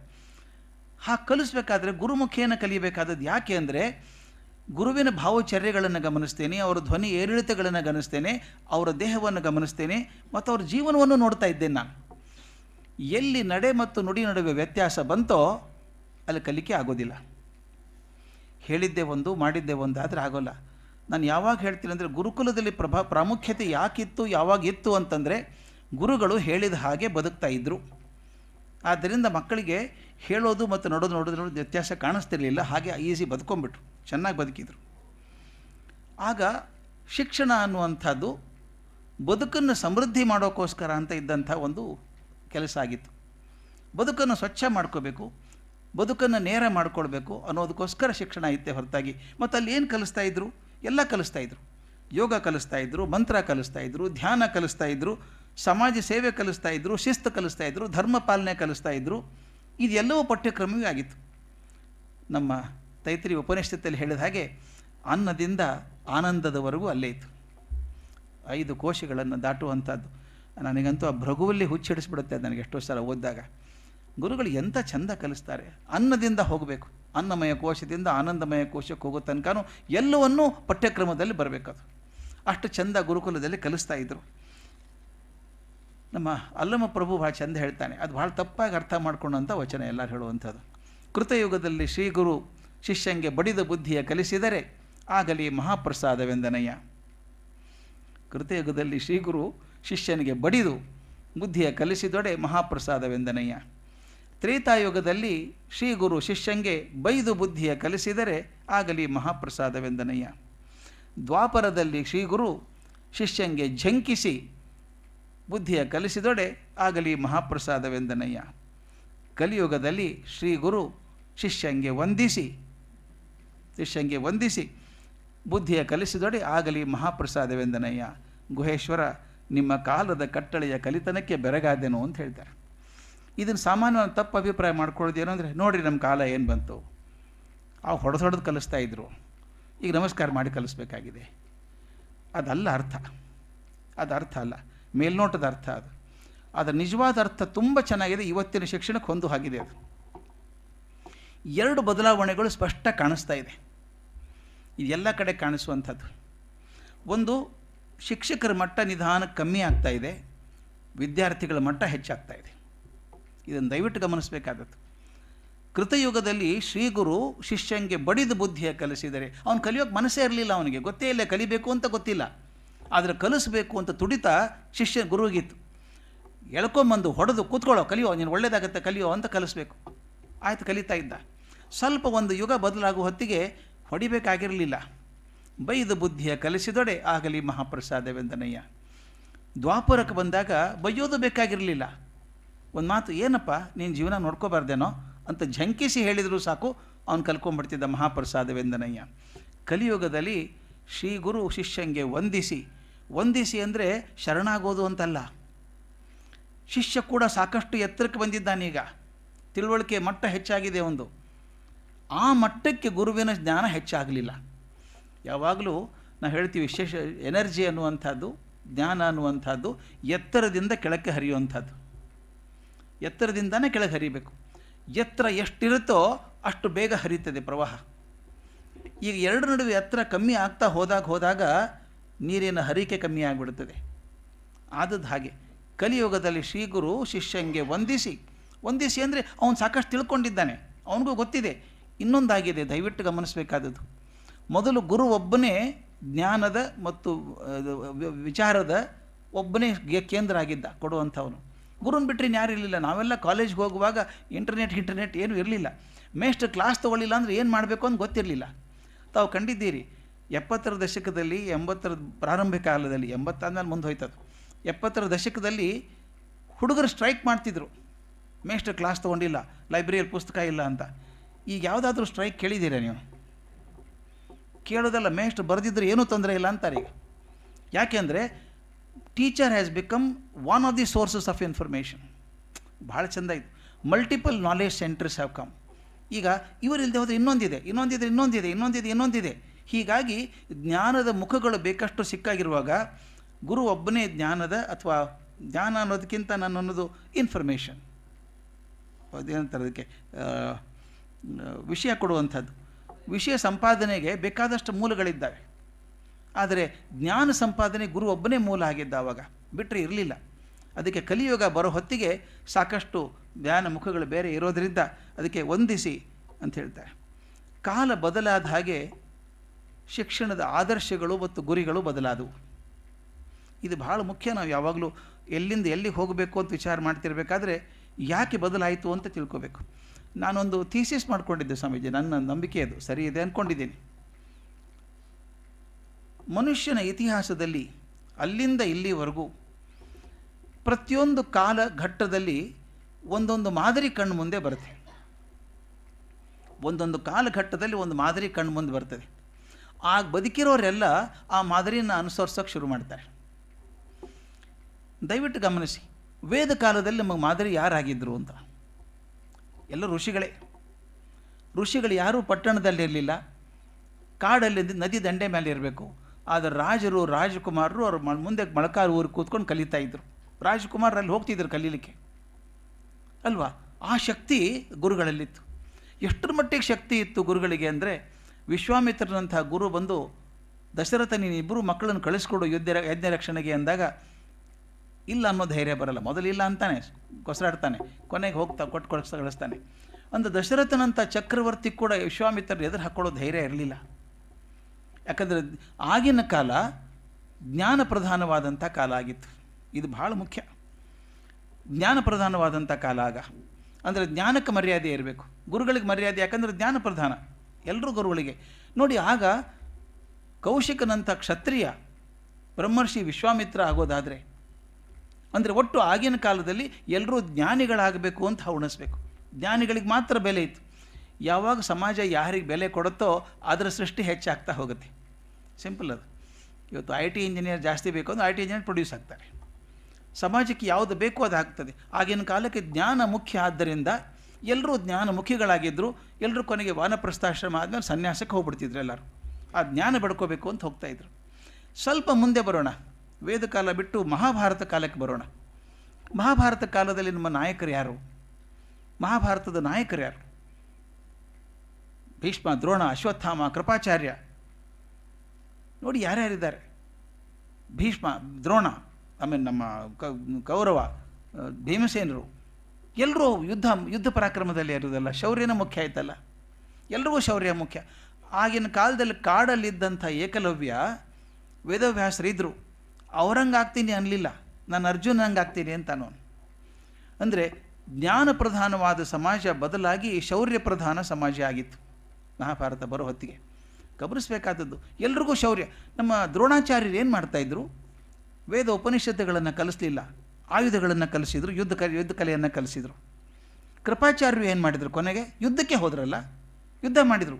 ಬದುಕಿ ಉಳಿದು 4-5ರಲ್ಲಿ ಅವರೊಬ್ಬರು. ಅಂದರೆ ಎಲ್ರಿಗೂ ಕೊಡೆ ಗಮ್ಯಸ್ಥಾನ ಅಂತನ್ನುವಂಥದ್ದು ಶೌರ್ಯ ಅಂತಾಗಿತ್ತು. ಅಂದರೆ ಜ್ಞಾನ ಪ್ರಧಾನವಾದಂಥ ಸಮಾಜ ಬದಲಾಗಿ ಶೌರ್ಯ ಪ್ರಧಾನ ಸಮಾಜ ಆಯಿತು. ಅಷ್ಟು ದೂರ ಹೋಗೋದು ಬೇಡ. ಇತಿಹಾಸದಲ್ಲಿ ಸ್ವಾತಂತ್ರ್ಯ ಪೂರ್ವದಲ್ಲಿ ನಮಗೆ ಮಾದರಿಗಳು ಯಾರಾಗಿದ್ದರು? ಗಾಂಧಿ, ಪಟೇಲ್, ಭಗತ್ ಸಿಂಗ್, ರಾಜ್ಗುರು, ಸುಖದೇವ್, ಇವರೆಲ್ಲ ನಮ್ಮ ಮಾದರಿಗಳು ಅವಾಗ ಅಲ್ವಾ? ಸ್ವಾತಂತ್ರ್ಯ ಪೂರ್ವದಲ್ಲಿ ಹುಟ್ಟಿದಂಥ ಹಿರಿಯರು ಯಾರ್ಯಾರಿದ್ದಾರೆ ಅವ್ರಿಗೆ ನೆನೆಸ್ಕೋಬೇಕು. ನಮ್ಮ ತಂದೆ ಹೇಳೋರು, ನಮ್ಮ ಅಜ್ಜ ಹೇಳೋರು. ಆಗ ಎಲ್ಲರೂ ಒಂದೇ ಮಾತ್ರಮ್ ಅನ್ನೋದು ಅಂತ ಒಂದು ಜೀವನಾಡಿ. ಅದು ಎಲ್ಲರೂ ಒಂದೇ ಮಾತ್ರಮ್ ಅಂತ ಹೋಗೋದು. ತಮ್ಗೆ ಗೊತ್ತಿದೆ ಪ್ರಭಾತ್ ಪೇರಿ ಅಂತ, ಸಣ್ಣ ಹುಡುಗರಿಗೆ ಗೊತ್ತೇ ಇರಲ್ಲ ಇದು. ನಾವೆಲ್ಲ ಹುಡುಗರಾಗಿದ್ದಾಗ ಪ್ರಭಾತ್ ಪೇರಿ ಅಂತ ಹೋಗೋದು. ಇಂಡಿಪೆಂಡೆನ್ಸ್ ಡೇ ಬಂದರೆ, ರಾಜ್ಯೋತ್ಸವ ದಿವಸ ಬಂದರೆ ಎಲ್ಲರೂ ಗಾಂಧಿ ಟೋಪಿಗೆ ಹಾಕ್ಕೋಬೇಕು. ಊರೆಲ್ಲ ಧ್ವಜ ಹಿಡ್ಕೊಂಡು ಬೋಲೋ ಭಾರತ್ ಮಾತಾ ಕಿ ಜೈ ಅಂತ ಓಣಿ ಹೋಗ್ತಿದ್ವಿ ನಾವು. ತಾವೆಲ್ಲ ಹೋದವರಿದ್ದರೆ ಗೊತ್ತಿರುತ್ತೆ. ಅದು ಪ್ರಭಾತ್ ಫೇರಿ ಅಂತ. ಅಂದರೆ ದೇಶ ಪ್ರೇಮ ಎಷ್ಟು ನ್ಯಾಚುರಲ್ ಆಗಿ ಬಂದಿತ್ತು ನಮಗೆ ಅಂತಂದರೆ ಅವರೆಲ್ಲ ಹೀರೋಸ್. ಅದಕ್ಕೆ ಹೇಳ್ತಾರೆ, ಸ್ವಾತಂತ್ರ್ಯ ಪೂರ್ವದಲ್ಲಿ ನಮ್ಮ ನಾಯಕರಾದವರು ದೇಶ ಪ್ರೇಮದವಾಗಿದ್ದರು, ದೇಶಕ್ಕೋಸ್ಕರ ತ್ಯಾಗ ಮಾಡಿದಂಥವರಾಗಿದ್ದರು. ಇವತ್ತು ಬೆಂಗಳೂರಲ್ಲಿ ಸದಾಶಿವನಗರ ಅಂತ ಒಂದು ಏರಿಯಾ ಇದೆ. ಅದಕ್ಕೆ ಹೌಸ್ ಆಫ್ ಲಾರ್ಡ್ಸ್ ಅಂತ ಕರಿತೀವಿ. ಅತ್ಯಂತ ಶ್ರೀಮಂತರು ಮಾತ್ರ ಬದುಕುವಂಥ ಜಾಗ ಅದು. ಆ ಸದಾಶಿವರು ಯಾರು ಅಂತ ಕೂಡ ಗೊತ್ತಿಲ್ಲ ಅಲ್ಲಿದ್ದವರಿಗೆ. ದೇಶಕ್ಕೋಸ್ಕರ ಎಲ್ಲವನ್ನು ತ್ಯಾಗ ಮಾಡಿ ತನ್ನ ಮನೆಯನ್ನು ಕೂಡ ಮಾರಿ ಕೊನೆಗೆ ಬಾಂಬೆಯಲ್ಲಿ ರೋಡ್ ಮೇಲೆ ಸತ್ತೋದ ಪಾಪ ಮನುಷ್ಯ. ಗಾಂಧೀಜಿ ಅವ್ರ ಮನೆಗೆ ಹೋಗಿ ಅವ್ರ ತಾಯಿ ಭೇಟಿಯಾಗಿ, ಅಮ್ಮ ನಿನ್ನ ಮಗ ಮಾಡಿದಂಥ ತ್ಯಾಗವನ್ನು ಜಗತ್ತಲ್ಲಿ ಯಾರೂ ಮಾಡೋಕ್ಕೆ ಸಾಧ್ಯ ಇಲ್ಲ ಅಂತ ಮೆಚ್ಕೊಂಡು ಬಂದರು. ಅವ್ರ ಹೆಸರು ಸದಾಶಿವನಗರಕ್ಕಿದೆ ಇವತ್ತು. ಯಾಕೆ ಹೇಳ್ತೀನಿ ಅಂದರೆ, ಕಾಲಕ್ರಮೇಣ ಮಾದರಿ, ಆಗಿನ ಕಾಲಕ್ಕೆ ದೊಡ್ಡ ಮಾದರಿ ಸದಾಶಿವರಾಯಿತು. ಹಾಗೆ ಎಲ್ಲರೂ ತ್ಯಾಗ ಮಾಡಿದರು. ಗಾಂಧೀಜಿ ಒಂದ್ಸಲ ಹೇಳ್ತಾ, ನನಗೂ ಆಶ್ಚರ್ಯ ಆಗುತ್ತೆ, ದೇಶಕ್ಕೋಸ್ಕರ ತ್ಯಾಗ ಮಾಡಿ ಅಂತ ಗಾಂಧೀಜಿ ಕರೆ ಕೊಟ್ಟರೆ ಲಕ್ಷಾಂತರ ಜನ ಕೊಟ್ಟರು, ತ್ಯಾಗ ಮಾಡಿ, ಜೀವ ತ್ಯಾಗ ಮಾಡಿದರು, ತಮ್ಮ ಆಸ್ತಿಗಳನ್ನೆಲ್ಲ ಕೊಟ್ಟು ಹೋದರು. ನಾನು ಗುಜರಾತ್ ಹೋದಾಗ ನೋಡ್ತೀನಿ, ಅಲ್ಲಿ ಪಂಚಕಾಕನ ಬಗ್ಗೆ ಹೇಳ್ತಾರೆ. ಎಲ್ಲವನ್ನೂ ತ್ಯಾಗ ಮಾಡಿಬಿಟ್ಟ ಮನುಷ್ಯ ಗಾಂಧಿ ಸಲುವಾಗಿ. ಸ್ವಾತಂತ್ರ್ಯ ಸಿಕ್ತು, ಅವ್ನು ಹೇಳಿದ ಸ್ವಾತಂತ್ರ್ಯ ಸಿಗೋ ತನಕ ನಾನು ಮದುವೆ ಆಗೋಲ್ಲ, ನಾನು ಆಸ್ತಿ ತೊಗೊಳ್ಳಲ್ಲ ವಾಪಸ್ಸು ಅಂದ. ಸ್ವಾತಂತ್ರ್ಯ ಬಂತಲ್ಲ, ನೀನು ಆಸ್ತಿ ತೊಗೊಳಪ್ಪ ಅಂತ ಹೇಳಿದರು. ಯಾರು? ಆ ತಹಸೀಲ್ದಾರ್ ಹೇಳ್ತಾನೆ, ತೊಗೊಂಡು ಹೋಗಯ್ಯ ನೀನು ಆಸ್ತಿ, ಮತ್ತೆ ಯಾರು ತೊಗೊಂಡ್ಬಿಡ್ತಾರೆ ಅಂತ. ಅವ್ನು ಕೇಳ್ತಾನೆ, ಗಾಂಧೀಜಿಯನ್ನು ಕೇಳ್ಕೊಂಬರ್ತೀನಿ, ಸ್ವಾತಂತ್ರ್ಯ ಸಿಕ್ಕಿದೆಯಾ ನಿಜವಾಗ್ಲೂ? ಫ್ಲ್ಯಾಗ್ ಏನೋ ಚೇಂಜ್ ಆಯಿತು, ಸ್ವಾತಂತ್ರ್ಯ ಬಂತ? ಗಾಂಧೀಜಿಗೆ ಹೋಗಿ ಕೇಳ್ತಾರೆ, ತೃಪ್ತಿ ಆಗಿದೆಯಾ ನಿಮಗೆ? ಸ್ವಾತಂತ್ರ್ಯ ಇನ್ನೂ ಆಗಿಲ್ಲ ಅಂತಾರೆ. ಹಾಗಾದ್ರೆ ಬೇಡ, ಆಸ್ತಿ ಬೇಡ ನನಗೆ. ಮದುವೆನೇ ಆಗಲಿಲ್ಲ ರೀ ಮನುಷ್ಯ ಆತ. ದೇಶಕ್ಕೋಸ್ಕರ ತ್ಯಾಗ ಮಾಡಿದ ಮಾದರಿಗಳು ಎಂತೆಂಥವಿದೆ ನಮ್ಮ ಮುಂದೆ. ಅಂದರೆ ಆಗ ದೇಶ ಪ್ರೇಮ ಒಂದು ಮಾದರಿಯಾಗಿತ್ತು, ತ್ಯಾಗ ಒಂದು ಮಾದರಿಯಾಗಿತ್ತು. ಆಗ ಶಿಕ್ಷಣ ಸಂಸ್ಥೆ ಕೂಡ ಅಂಥವ್ರನ್ನೇ ತಯಾರು ಮಾಡ್ತಾಯಿತ್ತು. ಸ್ವಾತಂತ್ರ್ಯ ಆದಮೇಲೆ ನಾನು ದುರ್ದೈವ ಅಂತ ಹೇಳೋ ಏನೋ ಗೊತ್ತಾಗಲ್ಲ, ಒಬ್ಬ ಶ್ರೀಮಂತ ಕಣ್ಣು ಮುಂದೆ ಮಾದರಿಯಾಗಿದ್ದಾನೆ. ಇವತ್ತು ಅತ್ಯಂತ ಶ್ರೀಮಂತ ವ್ಯಕ್ತಿ ಕಣ್ಣು ಮುಂದೆ ಮಾದರಿಯಾಗಿದ್ದಾನೆ. ಈಗೇನಾಗತ್ತೆ, ಈಗ ಬದುಕಿದವರಂತ ಎಲ್ಲರೂ ಅಷ್ಟು ಬೇಗ ಶ್ರೀಮಂತರಾಗಬೇಕು, ಎಷ್ಟು ಸಾಧ್ಯ ಇದೆಯೋ ಅಷ್ಟು ಜಾಸ್ತಿ ಆಗಬೇಕು, ಹೇಗಾದರೂ ಆಗಬೇಕು. ಇದು ಕಡೆ ಡೇಂಜರಸ್ ಇದು. I want to be as rich as possible, as quickly as possible and at any cost.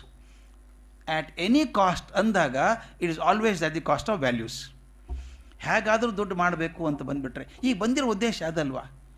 ಬಂದದ್ದು ಉದ್ದೇಶ ಇಷ್ಟೇ, ಎಷ್ಟು ಸಾಧ್ಯ ಇದೆಯೋ ಅಷ್ಟು ಬೇಗ ಹಣ ಗಳಿಸ್ಬೇಕು. ಹಣ ಗಳಿಸ್ಬೇಕು ಅಂತ ಹೋದಾಗ ಯಾವುದು ಸರಿ ಯಾವುದು ತಪ್ಪು ಪ್ರಜ್ಞೆ ಹೋಗುತ್ತೆ. ಸ್ವಾಮೀಜಿ, ನಿನ್ನೆ ನನಗೆ ಒಂಥರ ಗಾಬರಿ ಆಗೋಯ್ತು. ತಂದೆ ತಾಯಿ ಮಗುನ ಕರ್ಕೊಂಬಂದಿದ್ದಾರೆ. ಮಗು PUC ಆಗಿ ಏನೋ ಓಡಾಡ್ತಿದ್ದಾನೆ, ಇಂಜಿನಿಯರಿಂಗ್ ಹೋದ, ಹೋಗಲಿಲ್ಲ, ಮಾಡಲಿಲ್ಲ, ಮನೇಲಿ ಕೂತಿದ್ದಾನೆ. ಅವ್ನು ಕರ್ಕೊಂಬಂದಿದ್ರು, ಸ್ವಲ್ಪ ಏನಾದರೂ ಮಾತಾಡಿ ಅವನ ಹತ್ರ ಅಂತ. ಆ ಹುಡುಗನ ಒಬ್ಬನೇ ಕೂಡ್ಸ್ಕೊಂಡು ಕೇಳಿದೆ, ನೀನು ಏನು ಮಾಡ್ಬೇಕಂತೀಯೋ ಅಂತ ಕೇಳಿದೆ.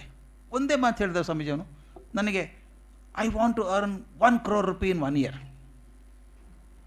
ಅವನು ಕೋಟಿಗೆ ಎಷ್ಟು ಸೊನ್ನೆ ಅಂತ ಗೊತ್ತಿಲ್ಲ ಅವನಿಗೆ. 1 ವರ್ಷದ 1 ಕೋಟಿ ಗಳಿಸ್ಬೇಕು ಅಂತಾನೆ. ಹೆಂಗೆ ಗಳಿಸ್ಬೇಕಂತೀಯ ನೀನು ಅಂತ ಕೇಳಿದೆ. ಅವ್ನು ಕೇಳಿದೆ, ಹೆಂಗೆ ಗಳಿಸ್ಬೇಕಂತೀಯ ನೀನು ಅಂತ. ನನಗೆ ಅವ್ರ ಅಪ್ಪ ಅಮ್ಮನ ಬಗ್ಗೆ ಕರುಣೆ ಬಂದು ಹೋಯ್ತು. ಅವ್ನು ನೋಡಿ, ಅವ್ನು ಹೇಳ್ತಾನೆ, ಹಣ ಗಳಿಸೋದಕ್ಕೆ ಇದು ಅದು ಅಂತ ಏನಿದೆ ಸರ್? ಮೊನ್ನೆ ಒಬ್ಬರು ಸಿಕ್ಕಿದ್ದಾರೆ ನನಗೆ, ಏನಿಲ್ಲ, ಅವ್ರು ಕಳಿಸ್ಕೊಡ್ತಾರಂತೆ, ಅದನ್ನ ಇನ್ನೊಬ್ಬರಿಗೆ ಸಪ್ಲೈ ಮಾಡಿದರೆ ಸಾಕು, ನನ್ನ ದುಡ್ಡು ಬರುತ್ತೆ. ಡ್ರಗ್ಸ್. ಅವನಿಗೆ ಆಗಲೇ ಲಿಂಕ್ ತಿಳ್ಕೊಂಬಿಟ್ಟಿದ್ದಾನೆ. ಇಲ್ಲಿ ಬಂದು ಇಲ್ಲಿ ಕೊಟ್ಟರೆ ನನಗೆ ಒಂದೊಂದು ದಿವಸಕ್ಕೆ 5,000 10,000 ಬರುತ್ತೆ ಸರ್, ಇದ್ಯಾಕೆ ಮಾಡ್ಬೇಕು ನಾನು ಅಂತಾನು. ಅಂದರೆ ಮಕ್ಕಳಿಗೆ ಏನಾಗಿದೆ ಅಂದರೆ, ಈಗ ಹೇಗಾದರೂ ಆಗಲಿ ಶ್ರೀಮಂತ ಆಗಬೇಕು ಅಂತ ಬಂದುಬಿಟ್ಟಿದೆ. ಅದಕ್ಕೇನಾಯ್ತು, ಈಗ ನಮ್ಮ ವ್ಯವಸ್ಥೆ ಕೂಡ ಅಂಥವ್ರನ್ನ ತಯಾರು ಮಾಡೋಕ್ಕೆ ಶುರು ಮಾಡುತ್ತೆ. ನನಗಿದು ಎಲ್ಲ ಬ್ಯಾಕ್ಗ್ರೌಂಡ್ ಹೇಳೋದಕ್ಕೆ ಕಾರಣ ಇಷ್ಟೇ. ನಮ್ಮ ಶಿಕ್ಷಣ ವ್ಯವಸ್ಥೆಯಲ್ಲಿ ಈ ಬದಲಾವಣೆ ಹೇಗೆ ಅಪೇಕ್ಷೆ ಮಾಡ್ತಿದೆ ಅಂತ. ಈ ಅಪೇಕ್ಷೆಗಳು, ಹಣದ ಅಪೇಕ್ಷೆ ಏನಿದೆಯೋ ನಮ್ಮ ಶಿಕ್ಷಣದ ನೆಲೆಯನ್ನೇ ಬದಲಾಯಿಸಿಬಿಟ್ಟು, ಮೌಲ್ಯಯುತ ಬದುಕಿಗೆ ಅಂತಿದ್ದಂಥ ಶಿಕ್ಷಣ ಈಗ ಗಳಿಕೆಯ ಅವಶ್ಯ ಮತ್ತು ಅನಿವಾರ್ಯ ಕ್ರಿಯೆ ಆಗಿದೆ. It is become an instrument for future prosperous living. ನಮ್ಮ ಮಕ್ಕಳನ್ನು ಯಾವ ಕೋರ್ಸಿಗೆ ಹಾಕ್ತೀರಿ ಅಂತ ಕೇಳಿ ನೋಡಿ ಯಾರನ್ನಾದರೂ. ಯಾವ ಕೋರ್ಸಿಗೆ ಹಾಕ್ತಾರೆ? ಅದರಿಂದ ನನ್ನ ಮಗನ ಜೀವನ ಚೆನ್ನಾಗಾಗತ್ತೆ, ಶುದ್ಧ ಆಗತ್ತೆ, ಮೌಲ್ಯಯುತ ಆಗುತ್ತೆ ಅನ್ನೋ ಕೋರ್ಸ್ ಯಾರೂ ಹೇಳಲ್ಲ ಈಗ. ಯಾವ ಕೋರ್ಸ್ ಓದಿದರೆ ಮಗನಿಗೆ ಸಂಬಳ ಜಾಸ್ತಿ ಬರುತ್ತೆ, ಬೇಗ ಕೆಲಸ ಸಿಗುತ್ತೆ. ಅಂದರೆ ಸಂಬಳ ಗಳಿಕೆ ಶಿಕ್ಷಣದ ಉದ್ದೇಶ ಆಯಿತು. ಶಿಕ್ಷಣದ ಉದ್ದೇಶ ಈಗ ಸಂತೋಷವಾಗಿ ನೆಮ್ಮದಿಯಿಂದ ಇರಬೇಕು ಅಂತಲ್ಲ, ಯಾವ ರೀತಿ ಮಾಡಿದಾಗ ಜಾಸ್ತಿ ಹಣ ಗಳಿಸೋಕೆ ಸಾಧ್ಯ ಇದೆಯೋ. ಆದ್ದರಿಂದ ನಾನು ಎಷ್ಟೋ ಸಲ ನಾನು ಯೂನಿವರ್ಸಿಟಿ ಸಿಂಡಿಕೇಟ್ಸಲ್ಲಿ ಇದ್ದಾಗ ನೋಡ್ತಿದ್ದೆ, ನಾನು ಒಬ್ಬರಾದರೂ MA ಸಂಸ್ಕೃತ ಕೇಳ್ತಾರ? ಯೂನಿವರ್ಸಿಟಿಗೆ ಅಪ್ಲಿಕೇಶನ್ ಹಾಕಿ ಕೊಡಿ ಸರ್ MA ಸಂಸ್ಕೃತ ಕೊಡಿ, ಓದಿಸ್ತೀವಿ ನಾವು ಅಂತ. ಅಥವಾ ಸಂಗೀತ ಕೊಡಿ, ಕೇಳೋದೇ ಇಲ್ಲ. ಯಾರು ಕೇಳಿದ್ರು IT ಕೊಡಿ, ಬಯೋಟೆಕ್ನಾಲಜಿ ಕೊಡಿ, ಯಾಕಂದರೆ ಅದ್ರ ಹೋದರೆ ಕೆಲಸ ಸಿಗುತ್ತೆ, ಬೇಗ ಸಂಬಳ ಜಾಸ್ತಿ ಬರುತ್ತೆ. ಅಂದರೆ ಹೇಗಾದರೂ ಹಣ ಮಾಡಬೇಕು ಅಂತ ಅಂದ್ಕೊಂಡಾಗ ನಾನು ಯಾವ ವಿಧಾನದಿಂದ ಕಲಿತಾಗ ಹೆಚ್ಚು ಬೇಗ ಹಣ ಬರುತ್ತೆ ಅದಕ್ಕೆ ಹೋಗ್ತಿದ್ದೀವಿ. ಈ ಸ್ಥಿತಿಯಲ್ಲಿ ಪಾರಂಪರಿಕ ಗುರುಕುಲಗಳು ಹೇಗೆ ಕೆಲಸ ಮಾಡಬೇಕು, ಇದು ಮುಖ್ಯ ಇರುವಂಥದ್ದು. ಇದೆಲ್ಲ ಗೊತ್ತಿದೆ, ಬ್ಯಾಕ್ಗ್ರೌಂಡ್ ನಮಗೆ ಹಿಂಗಾಗಿದೆ ಅಂತ ಗೊತ್ತಿದೆ. ಇದೆಲ್ಲದರ ನಡುವೆ ನಮ್ಮ ಗುರುಕುಲಗಳು ಹೇಗೆ ನಿಭಾಯಿಸಬೇಕು, ಇನ್ನು ಮುಂದೆ ಭವಿಷ್ಯ ಹೇಗಿರ್ತದೆ ಅವಕ್ಕೆ ಅಂತ ನಾನು ಅಂದ್ಕೊಂಡದ್ದು. ಈಗ ಅನ್ನ ಕೊಡುವಂಥದ್ದು ಬರೀ ಅನ್ನ ಅಲ್ಲ, ಹೆಚ್ಚು ಅನ್ನ ಕೊಡುವಂಥ ಶಾಲಾ ಶಿಕ್ಷಣ ಭಾಳ ಪ್ರಿಯ ಆಗಿದೆ. ಯಾವ ಶಿಕ್ಷಣ ಹೋದರೆ ನಮ್ಮಲ್ಲಿ ಕೂಡ ಒಂದು ಪಕ್ಕಾ ಜಾತಿ ವ್ಯವಸ್ಥೆ ಮಾಡಿ ಇಟ್ಬಿಟ್ಟಿದ್ದೀವಿ ನಾವು. ಶಿಕ್ಷಣದಲ್ಲಿ ಕೂಡ ಒಂದು state board untouchable, CBSE, ICSE, ಅದಾದಮೇಲೆ ಒಂದು ಕೇಂಬ್ರಿಡ್ಜ್ IGCSE, ಆಮೇಲೆ ಒಂದು IB, 5 ಪ್ರೋಗ್ರಾಮ್ ಮಾಡ್ಕೊಂಡಿದ್ದೀವಿ ನಾವೀಗ. ಒಂದೇ ದೇಶದಲ್ಲಿ 5. IBಯಲ್ಲಿ ಕೂತವರು ಮೌಂಟ್ ಎವರೆಸ್ಟ್ ತುಲಿ ಮೇಲೆ ಕೂತಿದ್ದಾರೆ, ಅವರು ಕೆಳಗಿದ್ದವ್ರು ಕಾಣಿಸಲ್ಲ ಅವ್ರಿಗೆ. IGCSE ಅವರು ಕೇಂಬ್ರಿಡ್ಜ್ನವರು, ಅವ್ರು ಭಾರತಕ್ಕೇನೂ ಸಂಬಂಧ ಇಲ್ಲ. ಈ ಥರದ ವ್ಯವಸ್ಥೆ ನಮ್ಮಲ್ಲಿ ನಡೀತಾ ಇರಬೇಕಾದ್ರೆ ಒಂದೊಂದು ಕೋರ್ಸಿಗೆ, IB ಕೋರ್ಸಿಗೆ ಇವತ್ತು ಬೆಂಗಳೂರಲ್ಲಿ ಆಗ್ತಿರುವಂಥದ್ದು ವರ್ಷಕ್ಕೆ ಸುಮಾರು 7 ರಿಂದ 9 ಲಕ್ಷ ಒಬ್ಬ ಹುಡುಗನಿಗೆ ಫೀಸ್ ಇದೆ. ಅಲ್ಲಿ ಸೀಟ್ ಸಿಗಲ್ಲ ನಿಮಗೆ. ವರ್ಷಕ್ಕೆ 7 ರಿಂದ 9 ಲಕ್ಷ ಫೀಸ್ ಇದೆ. IGCSEಯಲ್ಲಿ 2 ರಿಂದ 3 ಲಕ್ಷ ಫೀಸ್ ವರ್ಷಕ್ಕಿದೆ. ನಮ್ಮ ಸ್ಟೇಟ್ ಬೋರ್ಡಲ್ಲಿ ಬಂದರೂ ಫ್ರೀಯಾಗಿ ಕೊಡ್ತೀವಿ ಬಂದರು ಅಂದ್ರೆ ಬರೋದು ಕಷ್ಟ ಆಗಿದೆ. ಯಾಕೆ ಅಂದರೆ ಮಧ್ಯಮ ವರ್ಗದ, ಯಾವಾಗಲೂ ಶಿಕ್ಷಣ ಅನ್ನೋದು ಭಾಳ ತೀರ್ಮಾನ ಆಗೋದು ಮಧ್ಯಮ ವರ್ಗದವ್ರ ಮೇಲೆ ಆಗುವಂಥದ್ದು. ತೀರಾ ಶ್ರೀಮಂತರು ಬಿಟ್ಬಿಡಿ, ಅವರೆಲ್ಲಾದರೂ ಹೋಗ್ತಾರೆ. ತೀರಾ ಬಡವರಿಗೆ ಅವಕಾಶಗಳು ಏನಿದೆಯೋ ಅಲ್ಲಿ ಹೋಗ್ತಾರೆ. ಈ ಮಧ್ಯಮ ವರ್ಗ 60 ರಿಂದ 65% ಇದೆಯಲ್ಲ, ಇದೇ ನಮ್ಮ ಶಿಕ್ಷಣದ ಗತಿಯನ್ನು, ನೀತಿಯನ್ನು ನಿರ್ಧಾರ ಮಾಡುವಂಥದ್ದು. ಅವರು ಏನು ತೀರ್ಮಾನ ಮಾಡ್ತಾರೋ ಹಾಗೆ ಬದಲಾವಣೆಗಳಾಗ್ತಾ ಹೋಗುತ್ತೆ. ನಾನು ಅಂದ್ಕೊಂಡದ್ದು ಹೀಗೆ, ಮೊದಲಿನ ಹಾಗೆ ಅದೇ ಗುರುಕುಲ ಪದ್ಧತಿ ಇರಬೇಕು ಅಂತ ಅಪೇಕ್ಷೆ ಮಾಡೋದು ಸಾಧ್ಯ ಇಲ್ಲ ಈಗ. ಯಾಕೆ? ಒಂದೇ ಕಾರಣ, ಸಂಖ್ಯೆ. ಅಷ್ಟು ದೊಡ್ಡ ಸಂಖ್ಯೆಯ ವಿದ್ಯಾರ್ಥಿಗಳಿಗೆ ಎಲ್ರಿಗೂ ಗುರುಕುಲ ಕೊಡೋಕ್ಕಾಗತ್ತಾ ಅಂತ. ಈಗ ನಮ್ಮ ಶಾಲೆಗಳಲ್ಲಿ ಮೇಷ್ಟ್ರು ಸಿಗೋದೇ ಕಷ್ಟ ಆಗಿದೆ. ಆದರ್ಶ ಅದು ಆಮೇಲೆ ಸೆಕೆಂಡು, ಆ ಸಬ್ಜೆಕ್ಟ್ ಟೀಚರ್ ಸಿಗೋದೇ ಕಷ್ಟ ಆಗಿದೆ. ಹಾಗಿದ್ದಾಗ ಇಷ್ಟೊಂದು ಹುಡುಗರಿಗೆ, ಇಷ್ಟೊಂದು ವಿದ್ಯಾರ್ಥಿಗಳಿಗೆ ನಾವು ಗುರುಕುಲ ವ್ಯವಸ್ಥೆಯನ್ನು ಮಾಡೋಕ್ಕೆ ಸಾಧ್ಯ ಇದೆಯಾ? ಆ ಒರಿಜಿನಲ್ ಕಾನ್ಸೆಪ್ಟಲ್ಲಿದ್ದಂಥದ್ದು ಮಾಡೋಕ್ಕೆ ಸಾಧ್ಯ ಇದೆಯಾ? ಅದು ಆಗೋದಿಲ್ಲ ಅಂದಾಗ ನಾವೇನು ಮಾಡಬೇಕಾಗತ್ತೆ? ಈಗ ಈ ಆಧುನಿಕ ತಂತ್ರಜ್ಞಾನದ ಶಿಕ್ಷಣ ಏನಿದೆಯೋ ಅದರ ಜೊತೆಗೆ ನಮ್ಮ ಆರ್ಷೇಯ ಪರಂಪರೆಯ ಜ್ಞಾನದ ಮೂಲಗಳನ್ನು ಮಿಲನ ಮಾಡಬೇಕಾಗಿದೆ. ಇವತ್ತು ಇದು ಕೂಡಿಸ್ಬೇಕು, ಬೇರೆ ಹಾದಿ ಇಲ್ಲ. ಯಾಕಂದರೆ ನಮ್ಮ ಮಕ್ಕಳಿಗೆ, ಇಲ್ಲಿ ಓದಿದಂಥ ಮಕ್ಕಳಿಗೆ ಮುಂದೆ ಭವಿಷ್ಯ ಏನು ಅಂತ ತಂದೆ ತಾಯಿ ವಿಚಾರ ಮಾಡ್ತಾರೆ. ಮುಂದೆ ಎಲ್ಲಿಗೆ ಹೋಗ್ಬೇಕು ಹುಡುಗರು? ಇವರು ಎಲ್ಲಿ ಹೋದರೆ ಕೆಲಸ ಸಿಗ್ತದೆ? ಬದುಕಬೇಕಲ್ಲ, ಮೊದಲು ಬದುಕಬೇಕು, ಆಮೇಲೆ ಉಳಿದ ಕೆಲಸ. ಬದುಕೋದಕ್ಕೊಂದು ಉದ್ಯೋಗ ಬೇಕು. ಉದ್ಯೋಗ ಸಿಗ್ಬೇಕಾದ್ರೆ ಏನು ಮಾಡಬೇಕು? ಅದಕ್ಕೆ ನನಗನ್ಸೋ ಮಟ್ಟಿಗೆ ಹೀಗೆ, ಈ ಪ್ರಾಚೀನ ಗುರುಕುಲದ ಮೂಲ ತತ್ವಗಳನ್ನು ಅಳವಡಿಸಿದ, ಆದರೆ ನೂತನ ತಂತ್ರಜ್ಞಾನವನ್ನು ಬಳಸಿದಂಥ ಒಂದು ವ್ಯವಸ್ಥೆ ಆಗಬೇಕು. ಕೆಲವೊಂದು ಬದಲಾವಣೆಗಳನ್ನು ನಾನು ಸಜೆಸ್ಟ್ ಮಾಡ್ಬೋದು. ಕೆಲವು ಸಲ ಅನಿಸುತ್ತೆ ನವೀನ ತಂತ್ರಜ್ಞಾನ ಮತ್ತು ನಮ್ಮ ಆರ್ಷೇಯ ಪರಂಪರೆ ಒಂದಕ್ಕೊಂದು ವಿರುದ್ಧವಾದದ್ದು ಅಂತ ಅನಿಸುತ್ತೆ. ಅಲ್ಲ, ನನ್ನ ಪ್ರಕಾರ ವಿರುದ್ಧವಾದದ್ದಲ್ಲ, ಅವು ಒಂದಕ್ಕೊಂದು ಪೂರಕವಾದದ್ದು. ದಯವಿಟ್ಟು ನೋಡಿ, ಆಗಿನ ಕಾಲದ ನಮ್ಮ ಕೃತಿಗಳನ್ನು, ವೇದ ಪ್ರತಿಗಳನ್ನು ಕಾಯ್ದಿಡೋದಂಥ ಕಷ್ಟ ಇತ್ತು. ತಳೆಗರಿಲಿದ್ದಂಥ ಕಾಯ್ದಿಡೋದು ಕಷ್ಟ ಇತ್ತು. ಇವತ್ತು ಅದನ್ನೆಲ್ಲ ಡಿಜಿಟಲೈಸ್ ಮಾಡಿ ಕಂಪ್ಯೂಟರ್ಲಿ ಹಾಕ್ಕೊಂಡ್ಬಿಟ್ರೆ ನಿಮಗೆ ಇನ್ಫಾರ್ಮೇಷನ್ ಸ್ಟೇಬಲ್ ಆಗಿರುತ್ತೆ, ಬೇಕಾದಷ್ಟು ದಿವಸ ಇರುತ್ತೆ. ಅದು ತಪ್ಪೇನಿಲ್ಲ, ನಮ್ಮ ನಾಲೆಜ್ ಸೋರ್ಸ್ ಅದು. ಆ ಸೋರ್ಸನ್ನು ಕೈಗೆ ಸಿಗೋ ಹಾಗೆ. ಈಗ ನಾನು ಹುಡುಕಬೇಕು ಅಂದರೆ ಎಷ್ಟು ಹುಡುಕಬೇಕು? ಯಾವುದೋ ಒಂದು ಉಪನಿಷತ್ತು, ಒಂದು ವಾಕ್ಯ ಹುಡುಕಬೇಕು ಅಂತಂದರೆ ಯಾರಾದರೂ ಪೂರ್ತಿ ಅದನ್ನು ಚೆನ್ನಾಗಿ ಓದ್ಕೊಂಡು ಅರಗಿಸ್ಕೊಂಡವ್ರಿದ್ದರೆ ತಕ್ಷಣ ಹೇಳ್ತಾರೆ ಇದು ಹೋಗು ಸಿಗ್ತದೆ ಅಂತ ಹೇಳ್ತಾರೆ. ಇಲ್ಲದೆ ಹೋದರೆ ಹುಡ್ಕೊಂಡು ಹೋಗ್ಬೇಕು. ಕಂಪ್ಯೂಟರ್ ನಿಮ್ಗೆ ತಕ್ಷಣ ಹುಡ್ಕೊಟ್ಬಿಡುತ್ತೆ. Return is very easy, recall is very easy. ಆದ್ದರಿಂದ ಕಂಪ್ಯೂಟರ್ ಬಗ್ಗೆ ನಾನು ಹೊಗಳಿ ಮಾತಾಡ್ತೀನಿ ಅಂತಲ್ಲ, ಅದೊಂದು ಉಪಕರಣ ಅಷ್ಟೇ ನನಗೆ. ಮೊದಲು ನಡಿಬೇಕಾದ್ರೆ ತುಂಬ ಕಷ್ಟ ಆಗ್ತಿದ್ರೆ ಕೋಲ್ ಹಿಡ್ಕೋತಿದ್ದೆ. ಈಗ ವಾಕರ್ ಬಂದಿದ್ದಾವೆ, ತುಂಬ ಚೆನ್ನಾಗಿ ಬಂದಿದ್ದಾವೆ. ಕಾಲಿಲ್ಲ ಅಂದರೆ ವೀಲ್ ಚೇರ್ ಬಂದಿದ್ದಾವೆ ಅಲ್ವಾ.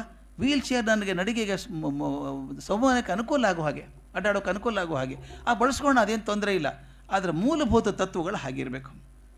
ಇದರಲ್ಲಿ ಮುಖ್ಯ ಎಳೆ ನಾನು ಅಂದ್ಕೊಂಡದ್ದು ಒರಿಜಿನಲ್ ಗುರುಕುಲ ಅಂತ ಏನು ಕಾನ್ಸೆಪ್ಟ್ ಇತ್ತೋ ಅದರ ಮೂಲ ಎಳೆಗಳನ್ನು ಹಿಡ್ಕೊಂಡು ಹೊಸದಂಥ ವಿದ್ಯಾಲಯವನ್ನು ಕಟ್ಟಬೇಕಾಗತ್ತೆ ನಾವು. ಆ ಮೂಲ ಎಳೆಗಳೇನು? ಗುರು ಶಿಷ್ಯ ಸಂಬಂಧ ಭಾಳ ಮುಖ್ಯವಾಗಿದ್ದದ್ದು ಗುರುಕುಲದಲ್ಲಿ. ಆ ಗುರು ಶಿಷ್ಯ ಸಂಬಂಧವನ್ನು ಬೆಳೆಸೋದಕ್ಕೆ ನಾವು ಒಂದು ವ್ಯವಸ್ಥೆ ಮಾಡಬೇಕು. ನಮ್ಮ ಶಾಲೆಗಳಲ್ಲಿ, ನಮ್ಮ ಗುರುಕುಲಗಳಲ್ಲಿ ಅಂಥ ಗುರುಗಳ ಅಪಾಯಿಂಟ್ಮೆಂಟ್ ಅಂತ ಅನ್ನೋಲ್ಲ, ನಾನು ಸೃಷ್ಟಿ ಆಗಬೇಕು. ನಾನು ಯಾವಾಗಲೂ ಹೇಳೋದು 2 ಭಾಗ ಇದ್ದಾವೆ ಜ್ಞಾನದೊಳಗೆ. ಜ್ಞಾನ ಪ್ರಸಾರ ಎಲ್ಲ ಸಂಸ್ಥೆಗಳು ಮಾಡ್ತವೆ. ಇರುವಂಥ ಜ್ಞಾನವನ್ನು ಹಂಚೋದು, ಜ್ಞಾನ ಪ್ರಸಾರ ಎಲ್ಲರೂ ಮಾಡ್ತಾರೆ. ಆದರೆ ಜ್ಞಾನ ಪ್ರಸಾರವನ್ನು ಮೀರಿದ್ದು ಜ್ಞಾನ ಸೃಷ್ಟಿ ಮಾಡುವಂಥದ್ದು. ಹಾಗೆ ನಾವು ಗುರುಗಳನ್ನು ತರ್ಕೊಂಬರೋದಷ್ಟೇ ಅಲ್ಲ, ಗುರುಗಳನ್ನು ಸೃಷ್ಟಿ ಮಾಡಬೇಕು. ಇಲ್ಲೇ ಗುರುಗಳನ್ನು ಸೃಷ್ಟಿ ಆಗಬೇಕು, ತಯಾರಾಗಬೇಕು. ಇಲ್ಲೇ ಅದರ ಭಾವನಾತ್ಮಕವಾಗಿ ಸಿಕ್ಕಣಂತ ಅವರೇ ಮುಂದೆ ಗುರುಗಳಾದಾಗ ಈ ವ್ಯವಸ್ಥೆಯನ್ನು ಬೆಳೆಸ್ಕೊಂಡು ಹೋಗ್ತಾರೆ. ಹಾಗೆ ಗುರುಗಳನ್ನು ತಯಾರು ಮಾಡುವಂಥ ಒಂದು ವ್ಯವಸ್ಥೆ ಆಗಬೇಕು. ನಾನೊಂದು ಮಾತನ್ನು ಹೇಳಬೇಕು. ನಮ್ಮ ಗುರುಕುಲದಲ್ಲಿ ಕಟ್ಟಡಗಳು ಆಕರ್ಷಕವಾಗಿರಬೇಕು.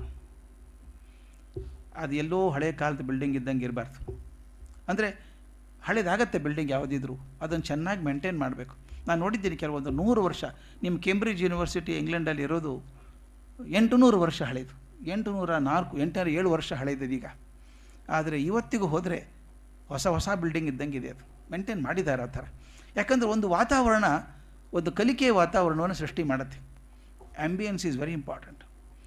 ದಯವಿಟ್ಟು ನೋಡಿ, ತಾವು ಯಾವುದಾದ್ರೂ ಧ್ಯಾನ ಮಂದಿರದಲ್ಲಿದ್ದರೆ ತುಂಬ ಸ್ವಚ್ಛವಾಗಿದೆ. ಸ್ವಚ್ಛವಾಗಿ ಎಲ್ಲರೂ ಧ್ಯಾನ ಮಾಡ್ತಾ ಕೂತಿದ್ದೀವಿ, ಶಾಂತವಾಗಿದೆ. ಆಗ ನಿಮ್ಗೆ ಕೆಮ್ಮು ಬಂದರೆ ಏನು ಮಾಡ್ತೀರಿ? ಕೆಮ್ಮಲ್ಲ, ತಡ್ಕೋತೀವಿ ಆದಷ್ಟು. ಇಲ್ಲಿ ತಡ್ಕೊಳ್ಳೋಕ್ಕಾಗಲ್ಲ ಅಂದ್ರೆ ಹೊರಗಡೆ ಹೋಗಿ ಕೆಮ್ಮು ಬರ್ತೀನಿ.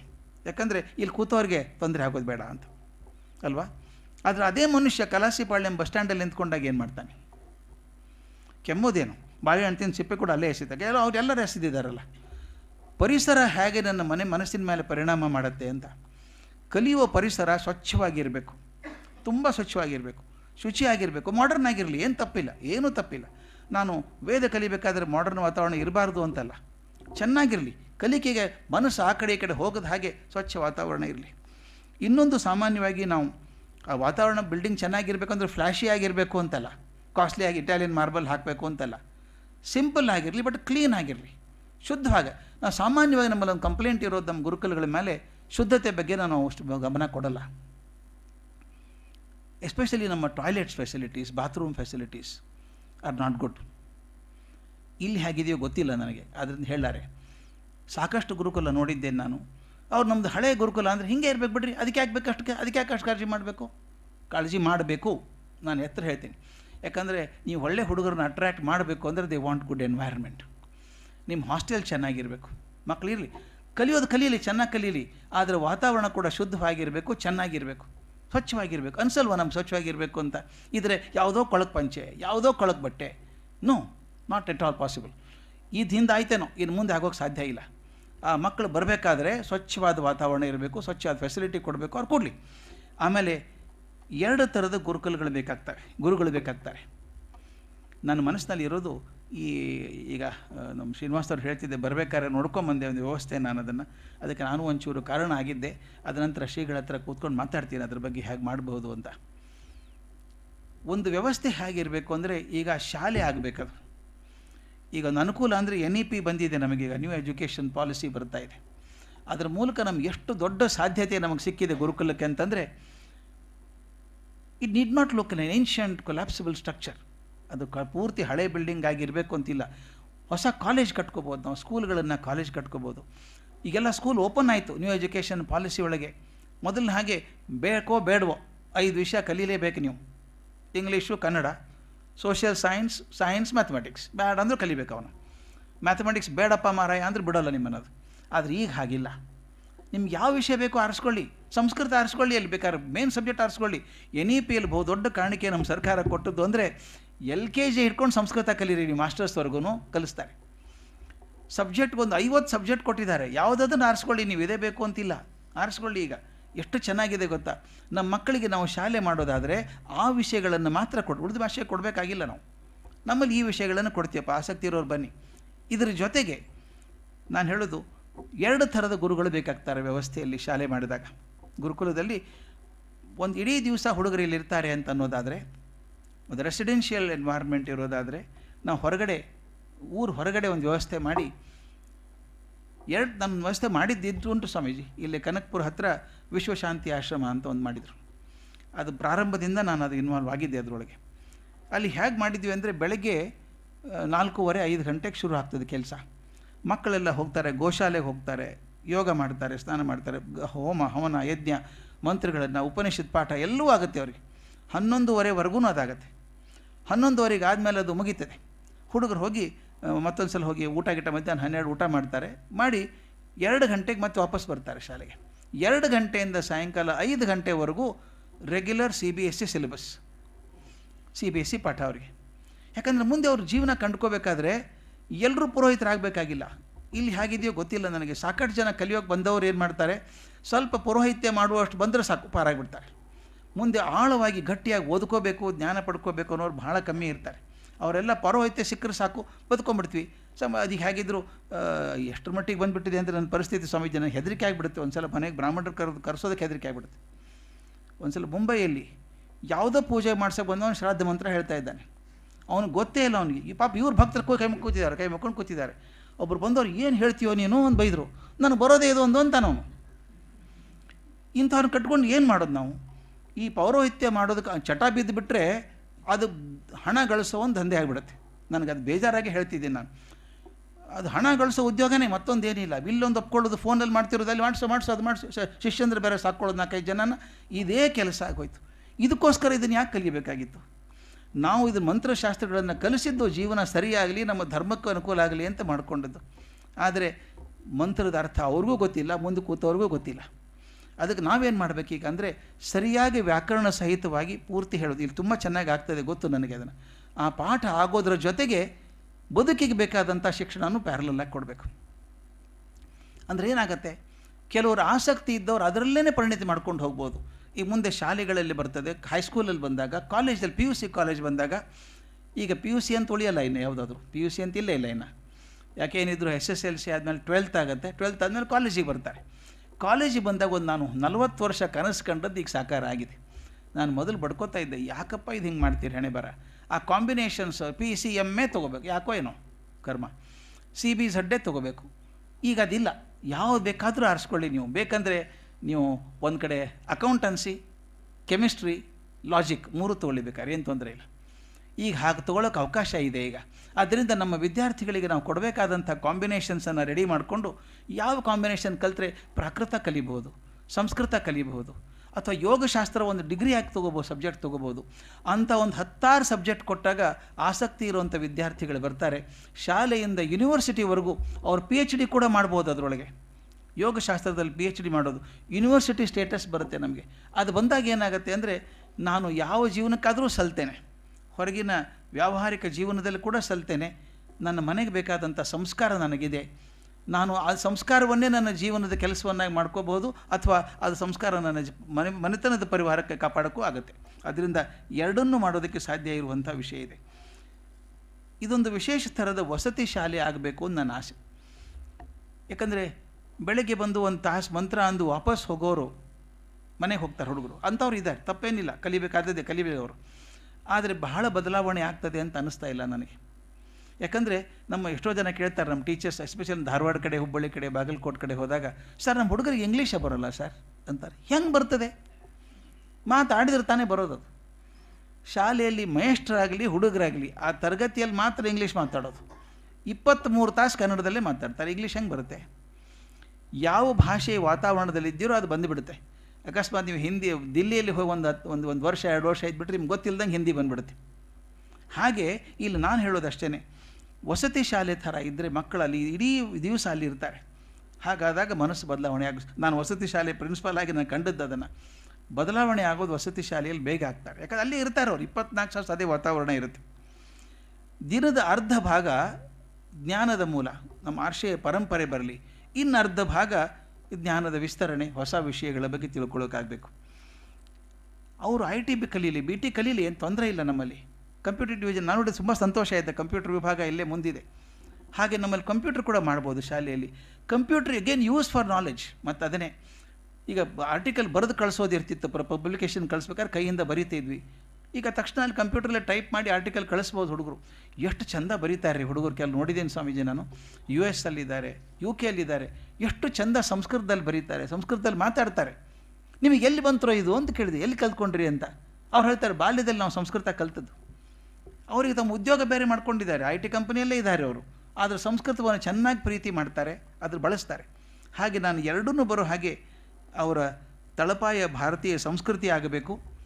ಆದರೆ ಹೊರಗಡೆ ಜೀವನಕ್ಕೂ ಹೊಂದೋ ಹಾಗೆ ನವೀನ ವಿಜ್ಞಾನವನ್ನು ಕೂಡ ಕಲಿಬೇಕು ಅವರು. ನಾನು ಹೇಳಿದ ಹಾಗೆ PG ಕೋರ್ಸಸ್ ಶುರು ಮಾಡ್ಬೋದು. ಇನ್ನೊಂದು ಬಹುದೊಡ್ಡ ಕೆಲಸ ನಾವು ಗುರುಕುಲದಲ್ಲಿ ಮಾಡಬಹುದಾದದ್ದು ಅಂದರೆ ಡಿಸ್ಟೆನ್ಸ್ ಎಜುಕೇಷನ್. ಇಷ್ಟೊಂದು ಜ್ಞಾನ ಇಲ್ಲಿದೆ. ನಾನು ಯಾವಾಗಲೂ ಹೇಳ್ತಿದ್ದೇನೆ, ಅಕ್ಯುಮುಲೇಟೆಡ್ ವಿಸ್ಡಮ್ ಆಫ್ 1000 years ಅಂತ ಇಲ್ಲಿ ಇರೋದಿವೆ. ಇಷ್ಟೊಂದು ಜನ ಪಂಡಿತರು, ಇಷ್ಟೊಂದು ಜನ ವಿದ್ವಾಂಸರು, ಇಷ್ಟೊಂದು ಜನ ಜ್ಞಾನ ಇಲ್ಲಿದೆ. ಅದನ್ನು ಜಗತ್ತಿಗೆ ಹಂಚೋದು ಹೇಗೆ ಅಂತ. ಇವತ್ತು social media is very powerful, ಭಾಳ ಪವರ್ಫುಲ್. ಒಬ್ಬೊಬ್ಬರು ನೀವು ಮುಟ್ಟಬೇಕಾದ್ರೆ ಎಷ್ಟು ಟೈಮ್ ತೊಗೋತಿತ್ತು ಮೊದಲು. ಈಗೇನಿಲ್ಲ, ಒಂದು ಕ್ಷಣದಲ್ಲಿ ನಿಮಗೆ ಕೋಟಿಗಟ್ಟಲೆ ಜನ ಮುಟ್ಟಿಬಿಡ್ಬೋದು ಈಗ. ಹಾಗಿರುವಾಗ ನಾವು ಡಿಸ್ಟೆನ್ಸ್ ಎಜುಕೇಷನ್ ಮಾಡಿ ನಮ್ಮ ಜ್ಞಾನ ಮೂಲಗಳನ್ನು ಜನರಿಗೆ ಕೊಡ್ಬೋದಲ್ಲ. ಕೊಟ್ಟರೆ ಅದನ್ನು ಸರ್ಟಿಫಿಕೇಟ್ ಕೋರ್ಸ್, ಈಗ ನಮ್ಮ ಡಿಗ್ರಿಯಲ್ಲೇ ಹೇಳ್ತಿದ್ದಾರೆ ಸ್ವಾಮೀಜಿ, ಭಾಳ ಚೆಂದ ಬಂದಿದೆ. ಈಗ ಡಿಗ್ರಿ ಈಗ 3 ವರ್ಷ 4 ವರ್ಷ ಎರಡೂ ಆಪ್ಷನ್ ಇದೆ. ನೀವು ಒಂದೇ ವರ್ಷ ಕಲಿತು ಸಾಕಪ್ಪ ಬಿಟ್ಬಿಡ್ಬೋದು, ನೀವು ಸರ್ಟಿಫಿಕೇಟ್ ಕೊಡ್ತಾರೆ ನಿಮಗೆ. 2 ವರ್ಷ ಮಾಡಿದರೆ ಡಿಪ್ಲೊಮಾ ಕೊಡ್ತಾರೆ, 3 ವರ್ಷ ಮಾಡಿದರೆ ಡಿಗ್ರಿ ಕೊಡ್ತಾರೆ, 4 ವರ್ಷ ಮಾಡಿದರೆ ಆನರ್ಸ್ ಕೋರ್ಸ್ ಕೊಡ್ತಾರೆ, ಮುಂದೊಂದು ವರ್ಷ ಮಾಡಿದರೆ ಮಾಸ್ಟರ್ ಡಿಗ್ರಿ ಕೊಡ್ತಾರೆ. ಹಾಗೆ ನಾವು ಯೂನಿವರ್ಸಿಟಿಯಿಂದ ಪರ್ಮಿಷನ್ ತೊಗೊಂಡ್ರೆ, UGCಯಿಂದ ಪರ್ಮಿಷನ್ ತೊಗೊಂಡ್ರೆ ನಿಮಗೆ ಆರಾಮಾಗಿ ಸಿಗ್ತದೆ ಡಿಸ್ಟೆನ್ಸ್ ಎಜುಕೇಷನ್ ಮಾಡೋದಕ್ಕೆ. ಈ ಆರ್ಷೇಯ ಜ್ಞಾನವನ್ನು ಕೊಡ್ತೀವಿ ಅಂತ ಹೇಳಿದಾಗ ನಮ್ಮಲ್ಲಿ ಕೋರ್ಸ್ಗಳನ್ನು ಮಾಡ್ಬೋದು. ಸಣ್ಣ ಸಣ್ಣ ಕೋರ್ಸ್ಗಳನ್ನು ಶುರು ಮಾಡ್ಬೋದು. ಸ್ತೋತ್ರ ಪರಿಚಯ ಅಂತ ಶುರು ಮಾಡ್ಬೋದು. ಮುಂದೆ ಅದಾದಮೇಲೆ ಗ್ರೇಡೇಷನ್ ಮಾಡಿಕೊಂಡು ಉಪನಿಷತ್ ಪಾಠಗಳು, ವೇದ ಪಾಠಗಳನ್ನು ಹಾಕ್ಕೊಂಡು ಪರೀಕ್ಷೆಗಳನ್ನು ಮಾಡಿ ತಿಳಿಸೋದು. ನಮ್ಮ ಉದ್ದೇಶ ಇರೋದು ಎಲ್ಲರನ್ನೂ ಪಂಡಿತರನ್ನಾಗಿ ಮಾಡಬೇಕು ಅಂತಲ್ಲ, ಆದರೆ ಎಲ್ರಿಗೂ ನಮ್ಮ ಸಂಸ್ಕೃತಿ ಪರಿಚಯ ಆಗಬೇಕು ಅಂತ ಒಂದು.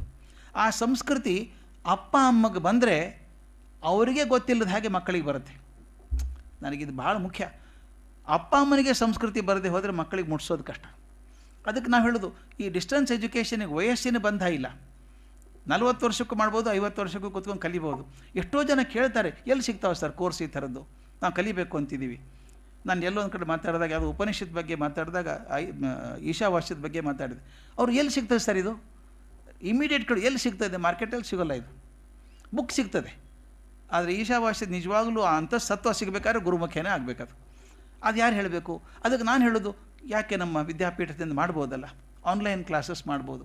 ಉಪನಿಷತ್ ಪರಿಚಯ ಅಂತೆ ಮಾಡ್ಕೊಳ್ಳೋಣ. ಒಂದು 2-3 ಉಪನಿಷತ್ತಿಗೆ ಒಂದು ಸರ್ಟಿಫಿಕೇಟ್ ಕೋರ್ಸ್. 6 ತೊಗೊಂಡಾಗ ಅಷ್ಟು ಕಣಗೆ ದಶೋಪನಿಷತ್ತುಗಳು ಬಂದಾಗ ಕೂಡ ಒಂದು ಡಿಗ್ರಿ ಕೊಡ್ಬೋದು, ಅಥವಾ ಡಿಪ್ಲೊಮಾ ಕೊಡ್ಬೋದು. ಹೀಗೆ ಬೇರೆ ಬೇರೆ ಕೋರ್ಸ್ಗಳನ್ನು ಮಾಡಿದಾಗ ನಮ್ಮ ಉದ್ದೇಶ ಸಫಲ ಆಗುತ್ತೆ. ಇನ್ನು ಮುಂದೆ ಬಹುಶಃ ಜಗತ್ತಲ್ಲಿ ಹೆಚ್ಚು ನಡೆಯೋದು ಲೋವರ್ ಎಜುಕೇಷನಲ್ಲಿ ಹೇಳಾರೆ ನಾನು, ಹೈಯರ್ ಎಜುಕೇಷನಲ್ಲಿ ಆನ್ಲೈನ್ ನಡ್ಕೊಂಡು ಹೋಗುತ್ತೆ. ಈಗ ಆನ್ಲೈನ್ ತುಂಬ ಚೆನ್ನಾಗಾಗುತ್ತೆ. ಇನ್ನೊಂದು, ನಾವು ಇಲ್ಲಿ ಕೂತ್ಕೊಂಡಾಗ ಎಷ್ಟೇ ಜನ ಚೆನ್ನಾಗಿ ಪಾಠ ಮಾಡಿದರು, ನಮ್ಮ ಗುರುಗಳು ಎಷ್ಟು ಬುದ್ಧಿವಂತರಿರ್ತಾರೆ, ಪಂಡಿತರಿದ್ದಾರೆ, ಆದರೆ ಅವರ ಜೀವಿತಾವಧಿ ಅಂತ ಒಂದಿದೆ, ಮತ್ತು ಅವ್ರ ಇಫೆಕ್ಟಿವ್ ಏಜ್ ಅಂತ ಒಂದಿದೆ. ಎಲ್ಲರೂ ಯಾವಾಗಲೂ ಹಾಗೆ ಇರೋಕ್ಕಾಗಲ್ಲ. ಒಂದು ವಯಸ್ಸಾದಮೇಲೆ ಕುಂಠಿತ ಆಗ್ತಾ ಹೋಗುತ್ತೆ. ಅದು ಮುಟ್ಟಬೇಕಲ್ಲ, ಎಲ್ಲರಿಗೂ ಮುಟ್ಟಬೇಕಲ್ಲ.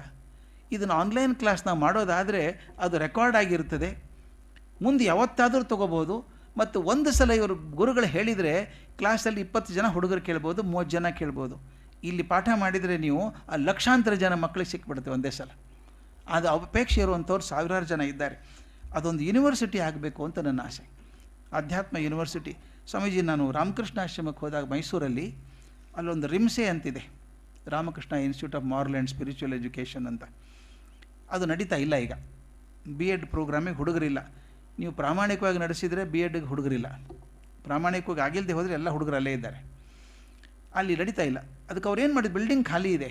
ಈಗ ಅವ್ರು ಮಾಡಬೇಕು ಅಂತ ಮಾಡಿದ್ದಾರೆ ಸ್ವಾಮೀಜಿ, ಅಧ್ಯಾತ್ಮ ಕಾಲೇಜ್ ಮಾಡಬೇಕು ಅಂತ, ಅಧ್ಯಾತ್ಮ ಕಾಲೇಜ್ ಅಧ್ಯಾತ್ಮ ಯೂನಿವರ್ಸಿಟಿ ಮಾಡಬೇಕು ಅಂತ.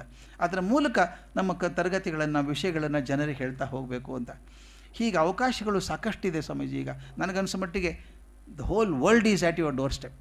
ಇಡೀ ಜಗತ್ತೇ ನಿಮ್ಮ ಮನೆ ಬಾಗಿಲಿಗಿದೆ. ಅದನ್ನು ಜ್ಞಾನ ನಮ್ಮಲ್ಲಿದೆ. ಆ ಜ್ಞಾನವನ್ನು ತಲುಪಿಸುವಂಥ ವ್ಯವಸ್ಥೆ ಆದರೆ ಬಹುಶಃ ಬಹುದೊಡ್ಡ ಕೆಲಸ ಇಲ್ಲಿಂದ ಆಗ್ತದೆ ಅಂತ ಅನಿಸುತ್ತೆ. ಇದು ನನಗೆ ನನ್ನ ಅಲ್ಪಮತಿಗೆ ತಿಳಿದ ಹಾಗೆ ಕೆಲವು ವಿಷಯಗಳನ್ನು ಹೇಳಿದ್ದೇನೆ. ಪ್ರಶ್ನೆಗಳಿದ್ದರೆ ಅದಕ್ಕೆ ಪ್ರಯತ್ನ ಮಾಡ್ಬೋದು.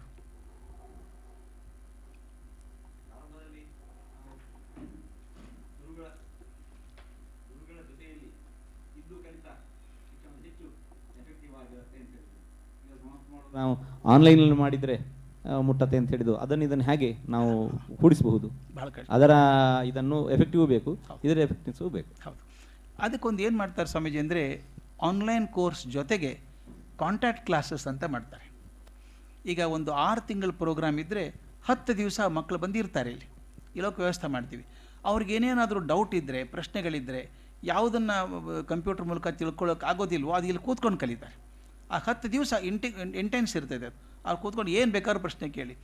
ಆಪ್ಷನ್ ಹೇಗಿದೆ ಅಂದರೆ, ನಾನು ನೋಡಿದಂಥ ಯೂನಿವರ್ಸಿಟಿ ಹಾರ್ವರ್ಡ್ ಬಿಸ್ನೆಸ್ ಸ್ಕೂಲಲ್ಲಿ ನಾನು ಪಾಠ ಮಾಡಿದಾಗ ನನ್ನ ಪಾಠ ಇರೋದು 3 ದಿವಸ.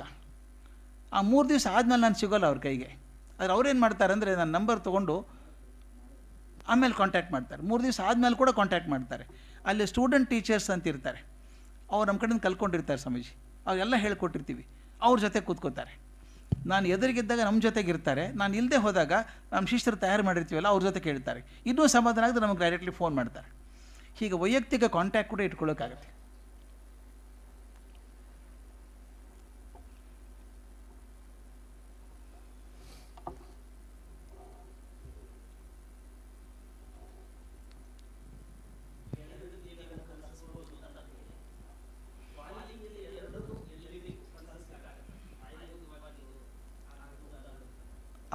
ಆಗ್ಬಹುದಾ ಅಂತ ಡೌಟ್ ಇದೆಯಾ? ಆಗಲಿಕ್ಕಿಲ್ಲ ಅಂತ? ಆಗ್ಬೋದು, ಖಂಡಿತ ಆಗ್ಬೋದು. ಯಾಕೆ ಆಗ್ಬೋದು ಅಂತಂದರೆ, ಅದಕ್ಕೆ ನಾನು ಹೇಳ್ತಿಲ್ಲ, 2 ಡಿಫ್ರೆಂಟ್ ಸೆಟ್ ಆಫ್ ಗುರುಗಳೇ ಇಟ್ಕೋಬೇಕು ನಾವು ಅಲ್ಲಿ. ಅದನ್ನು ಇವ್ರಿಗೆ ಕಲಿಸೋದಕ್ಕೆ ಇದನ್ನು ಅವ್ರಿಗೆ ಕಲಿಸೋದಕ್ಕೆ ಹಾಕೋಕ್ಕಾಗಲ್ಲ. ಅವರು ಮಾಡರ್ನ್ ಎಜುಕೇಷನ್ ಕಲಿಸೋದಕ್ಕೆ CBSE ಕ್ವಾಲಿಫೈಡ್ ಟೀಚರ್ಸೇ ಇರ್ತಾರೆ. ಅವರೇ ಮಾಡ್ತಾರೆ ಅದನ್ನು. ಅವ್ರ ವಿಷಯ ಬೇರೆ. ಅವ್ರ ಪರೀಕ್ಷೆಗೋಸ್ಕರ ತಯಾರು ಮಾಡ್ತಾರೆ, ವಿಷಯ ಹೇಳ್ತಾರೆ, ಫಿಸಿಕ್ಸ್ ಕೆಮಿಸ್ಟ್ರಿ ಎಲ್ಲ ಹೇಳ್ಕೊಡ್ತಾರೆ. ಅವರು ಆಸಕ್ತಿ ಇದ್ದರೆ ಇದನ್ನು ಮಾಡ್ಬೋದು. ಗುರುಗಳು ಬೇಕಾದ್ರೆ ಆಸಕ್ತಿ ಇದ್ದಕ್ಕೂ ಭಾಗವಹಿಸ್ಬೋದು. ಅವರು ಸಾಮಾನ್ಯವಾಗಿ ಆಗುತ್ತೆ. ನಾನು ಆ ವಿಶ್ವಶಾಂತಿ ಆಶ್ರಮದಲ್ಲಿ ಮಾಡಿದ ಹಾಗೆ ಆಗಿತ್ತು. ಈ CBSE ಟೀಚರ್ಸ್ ಎಲ್ಲ ಸಾಯಂಕಾಲ ಬರಬೇಕು, ಮಧ್ಯಾಹ್ನ 2 ಗಂಟೆ ಮೇಲೆ ಇರೋದು. ಆದರೆ ಬೆಳಗ್ಗೆನೇ ಬಂದುಬಿಡೋರು. ಅವರು ತುಂಬ ಚೆನ್ನಾಗಿದೆ, ಕಲ್ತ್ಕೊಳ್ಳೋಕೆ ಇಷ್ಟ ಇದೆ ನಮಗೆ. ಆ ಸ್ತೋತ್ರ ಪಾಠ ಆಗಬೇಕಾದ್ರೆ ಕೂತ್ಕೋಬೇಕು. ಯಾವಾಗಲೂ ಹಾಗೆ ಅಲ್ವ ಸರ್? ಯಾವುದನ್ನು ದಿನನಿತ್ಯ ನೋಡ್ತಿರೋ ಮನಸ್ಸಿಗೆ ಸೇರ್ಕೊಂಡ್ಬಿಡುತ್ತೆ ಅದು. ನಾನು ಯಾವಾಗಲೂ ತಮಾಷೆ ಮಾಡ್ತಿದ್ದೆ, ಈ ಮಂತ್ರಗಳು ಹೇಗಿದ್ದಾವೆ ಅಂದರೆ ಮನೆ ಮಕ್ಕಳಿದ್ದಂಗೆ ಅಂತ. ಮೊದಲೇ ಸಲ ಮಗು ನೋಡಿದಾಗ ಹೇಗೋ ಅನಿಸುತ್ತೆ, ದಿನ ಅದ್ರ ಜೊತೆಗಿದ್ದ ತುಂಬ ಪ್ರೀತಿ ಬಂದುಬಿಡುತ್ತೆ. ಹಾಗೆ ಅವರು ಹೈಯರ್ ಕ್ಲಾಸಿಗೆ ಹೇಳುವಂಥ ಮೇಷ್ಟ್ರು ಕೆಳಗೂ ಬರ್ತಾರೆ, ಮಾಡ್ಕೋತಾರೆ. ಇವರು ಕೂಡ ಆಸಕ್ತಿಯಿಂದ ಬರ್ತಾಯಿದ್ರು. ಲ್ಯಾಬ್ರಾಟ್ರಿ ಪ್ರಾಕ್ಟಿಕಲ್ ಮಾಡಬೇಕಾದ್ರೆ ಆಚಾರ್ಯರು ಗುರುಗಳು ಇರ್ತಿದ್ರು. ಅವ್ರು ಬೇರೆ ಬೇರೆ ಗುಡಿಸಲು ಮಾಡಿಕೊಟ್ಟಿದ್ರು. ಅವ್ರು ಬಂದು ಕೂತ್ಕೊಳ್ಳಿ ಲ್ಯಾಬ್ರಾಟ್ರಿಯಲ್ಲಿ, ಹೆಂಗೆ ಮಾಡ್ತೀರಿ ನೋಡೋಣ ಇದನ್ನು ಅಂತ. ಒಳ್ಳೆಯದು, ಏನು ತೊಂದರೆ ಇಲ್ಲ. Inter migration is beautiful. ಮತ್ತು ಎರಡು ಒಂದಕ್ಕೊಂದು ವಿರೋಧ ಅಲ್ಲ, ಒಂದಕ್ಕೊಂದು ಪೂರಕವಾಗಿರುವಂಥದ್ದು. ಈಗ ನಾನು ಹೇಳೋದು, a greatest philosopher is the greatest scientist. Greatest philosopher is the great. ಈ both are in search of truth. ಇಬ್ಬರು ಸತ್ಯದ ಅನ್ವೇಷಣೆಯಲ್ಲಿ ಇರುವಂಥವ್ರು.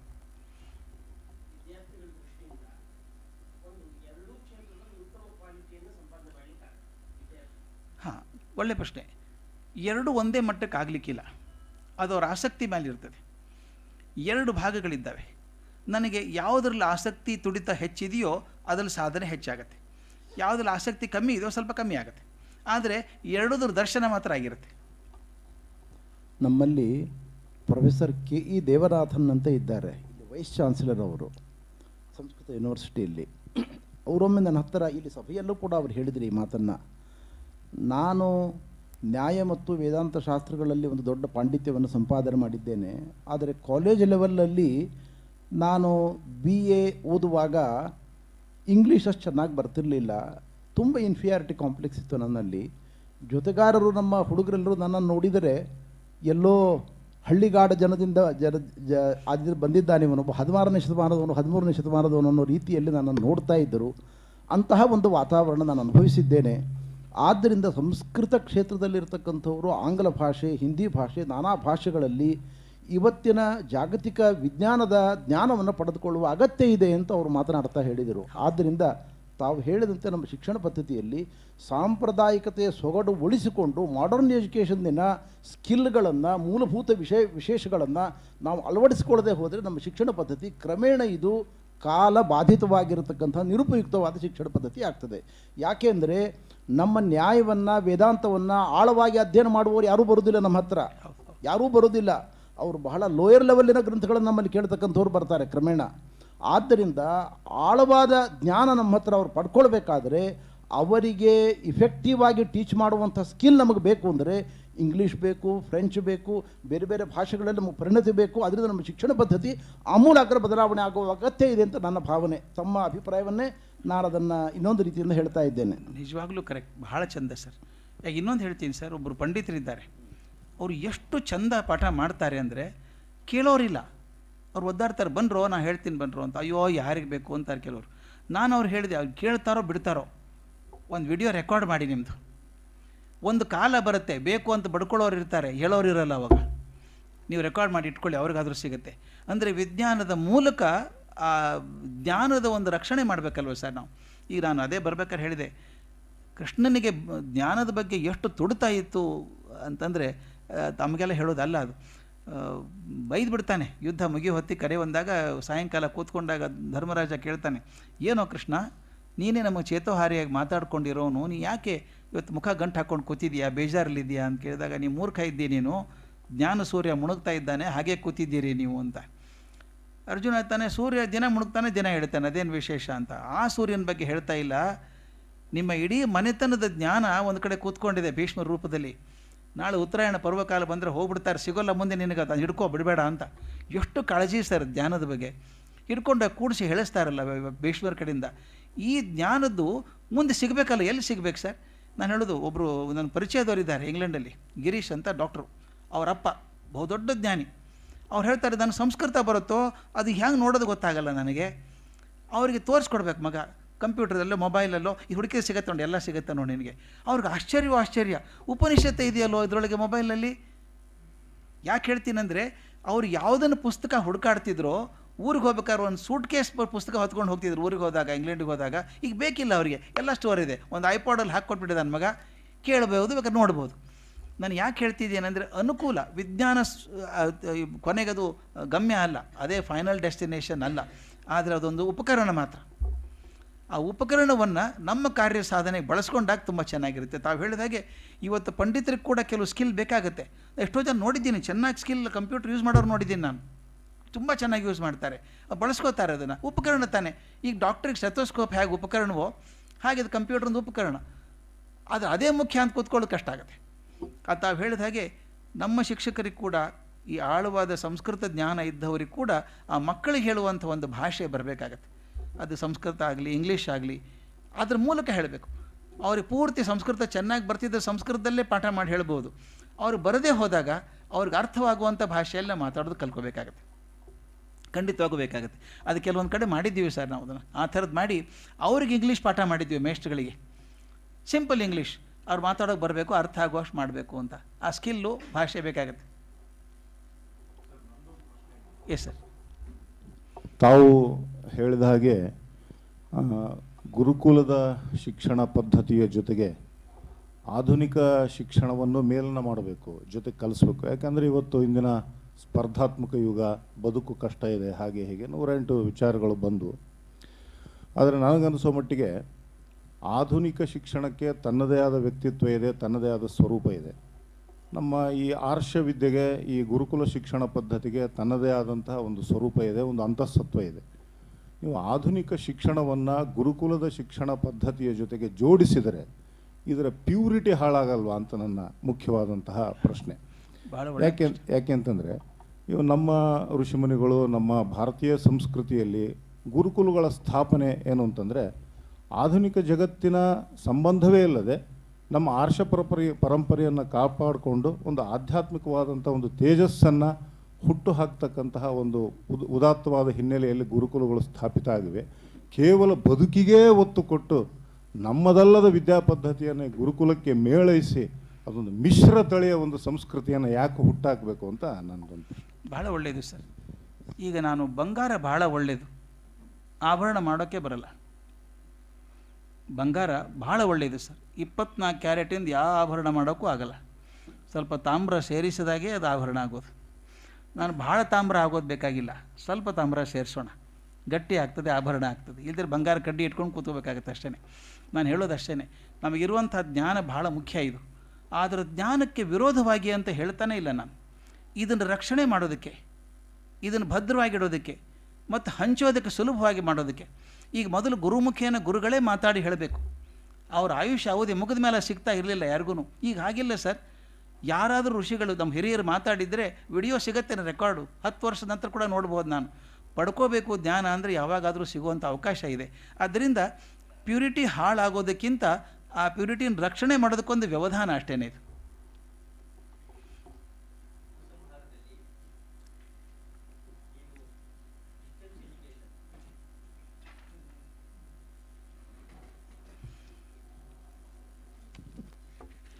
ಉಪಸಂಹಾರದಲ್ಲಿ ನೀವು ಹೇಳಬೇಕಾದ್ರೆ ಡಿಸ್ಟೆನ್ಸ್ ಎಜುಕೇಷನ್ ಭವಿಷ್ಯತ್ತಿನ ಕಾಲದಲ್ಲಿ ಅದಕ್ಕೆ ತುಂಬ ಬೆಲೆ ಇದೆ, ಸಮಾಜ ಆ ಮುಖವಾಗಿ ಹೋಗುತ್ತೆ ಅಂತ ತಾವು ಹೇಳಿದಿರಿ. ಆದರೆ ಉಪಕ್ರಮದಲ್ಲಿ ತಾವು ಹೇಳಬೇಕಾದ್ರೆ ತಾನು ನೋಡಿ ಕಲಿಯೋದು ಜಾಸ್ತಿ, ಕೇಳಿ ಕಲಿಯೋದಕ್ಕಿಂತಲೂ ಕೂಡ ಅಂತ ಹೇಳಿದಿರಿ. ಆದರೆ ಡಿಸ್ಟೆನ್ಸ್ ಎಜುಕೇಷನ್ನಲ್ಲಿ ಆ ಒಂದು ದೊಡ್ಡ ನ್ಯೂನತೆ ಕಾಣಿಸ್ಕೊಳ್ಳುತ್ತೆ. ಅದಕ್ಕೇನಾದ್ರು ನಿಮ್ಮಲ್ಲಿ ಪರಿಹಾರ ಇದೆಯಾ? ಅಲ್ಲ, ಆಗಲೇ ಹೇಳಿದೆ ಅದನ್ನು.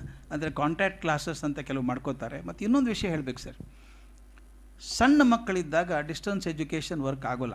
ಈಗೆಲ್ಲ ಮಾಡ್ತಾವೆ ಆನ್ಲೈನ್ ಎಜುಕೇಷನ್ ಅಂತೀವಿ, ಈಸ್ ಓನ್ಲಿ ಎ ಫಾರ್ಸ್. ಇದು 15% ಕೂಡ ಮುಟ್ಟಲ್ಲ ಹುಡುಗರಿಗೆ. ಆದರೆ ಹೈಯರ್ ಕ್ಲಾಸಿಗೆ ಬಂದ ಹಾಗೆ, ಮನಸ್ಸು ಬೆಳೆದ ಹಾಗೆ ಆನ್ಲೈನ್ ಎಜುಕೇಷನ್ ತೊಂದರೆ ಆಗಲ್ಲ. ಈಗ ಎಷ್ಟೋ ಜನ ಮಾಸ್ಟರ್ಸ್ ಡಿಗ್ರಿ ಮಾಡ್ಕೋತಾರೆ ಆನ್ಲೈನಲ್ಲಿ. ಅಲ್ಲಿ ಆ ಹೊತ್ತಿಗೆ ಮನಸ್ಸು ಬಲ್ತಿದೆ, ತಯಾರಾಗಿದೆ, ಆಗ ಅನುಕರಣೆ ಮಾಡಬೇಕು ಅಂತ ಇಲ್ಲ ಅವರಿಗೆ. ಹೈಯರ್ ಕ್ಲಾಸಿಗೆ ಬಂದಾಗ ಸಣ್ಣ ಮಕ್ಕಳಿಗೆ ಖಂಡಿತ ಮಾದರಿ ಬೇಕೇ ಬೇಕು ಕಣ್ಣು ಮುಂದೆ. ಅದಕ್ಕೆ ಗುರುಮುಖೇನ ಪಾಠ ಆಗಬೇಕು. ಆದರೆ ಈಗ ಹುಡುಗರು ಮಾಡ್ತಾರೆ ನೋಡಿ, ದೊಡ್ಡ ಕ್ಲಾಸಿಗೆ ಮಾಸ್ಟರ್ ಡಿಗ್ರಿ ಮಾಡ್ಕೋತಾರೆ, ಸ್ಟ್ಯಾನ್ಫೋರ್ಡ್ ಮಾಸ್ಟರ್ ಡಿಗ್ರಿ. ನೀವು ಹೋಗಲೇಬೇಕಾಗಿ ಇಲ್ಲಿ ಕೂತ್ಕೊಂಡೇ ಮಾಡ್ಕೋಬೋದು ನೀವು. ಆದರೆ ಅಲ್ಲಿ ವಿಷಯ ಪ್ರಧಾನ ಆಗಿರುತ್ತೆ. ಈಗ ಇರೋದು 3 sir: knowledge, skills and attitude. ಶಿಕ್ಷಣದಲ್ಲಿ ಇರೋದೇ 3: ಜ್ಞಾನ, ಕೌಶಲ್ಯ ಮತ್ತು ಮನೋಧರ್ಮ. ಈ ಸಣ್ಣ ಮಕ್ಕಳಿದ್ದಾಗ ಮಾಡೆಲ್ ಬೇಕಾಗತ್ತೆ ಕಣ್ಣು ಮುಂದೆ. ಆದರೆ ದೊಡ್ಡವರಾದ ಮೇಲೆ ಮನೋಧರ್ಮ ತೀರ್ಮಾನ ಆಗಿ ಹೋಗಿದೆ, ಮನೋಧರ್ಮ ಆಗಿಬಿಟ್ಟಿದೆ ಅವರಿಗೆ. ಅವ್ರು ಬೇಕಾದ ನಾಲೆಜ್ ಆ್ಯಂಡ್ ಸ್ಕಿಲ್ ಮಾತ್ರ. ನಾಲೆಜ್ ಆ್ಯಂಡ್ ಸ್ಕಿಲ್ಗೋಸ್ಕರ ಆನ್ಲೈನ್ ಸಾಕು. ಆ್ಯಟಿಟ್ಯೂಡ್ಗೋಸ್ಕರ ಗುರುಗಳು ಬೇಕಾಗ್ತಾರೆ. ಆ್ಯಟಿಟ್ಯೂಡ್ ಫಾರ್ಮೇಷನ್ ಆಗೋದು ಸಣ್ಣ ವಯಸ್ಸಲ್ಲಿ. ಆ ವಯಸ್ಸಿಗೆ ಮಾದರಿ ಬೇಕು. ಅಲ್ಲಿ ನಾನು ಆನ್ಲೈನ್ ಎಜುಕೇಷನ್ ತಗೊಂಡು ಮಾಡೋದೇ ಇಲ್ಲ. ಆದರೆ ಮೇಲೆ ಬಂದ ಹಾಗೆ ಹೈಯರ್ ಕ್ಲಾಸಲ್ಲಿ ಓದಬೇಕು ಅಂತ ಅನ್ಬೇಕಾದ್ರೆ ಆನ್ಲೈನ್ ಸಾಕು ಮಾಡ್ಬೋದು, ಏನು ತೊಂದರೆ ಇಲ್ಲ. ಈಗ ಎಷ್ಟೋ ಜನ ಕೋರ್ಸಸ್ ನಾವೇ ಮಾಡ್ತೀವಲ್ಲ. ನಾನು ಆನ್ಲೈನ್ ಕ್ಲಾಸ್ ನಾನೇ ಮಾಡ್ತೀನಿ ದಿನಾಲು ಸಾಯಂಕಾಲ. ಹೋಗೋಕ್ಕಾಗಲಿಲ್ಲ ಅಮೇರಿಕಾಗೆ, ನನಗೆ ಇಲ್ಲಿದ್ದ ಪಾಠ ಮಾಡ್ತಿದ್ದೆ. ಅವ್ರಿಗೇನೂ ತೊಂದರೆ ಆಗಲಿಲ್ಲ. ಯಾಕಂದರೆ ನಾನು ಹೋದಾಗ ಅವ್ರು ನನ್ನ ಮಾದರಿಯನ್ನು ಅನುಸರಿಸೋರಲ್ಲ.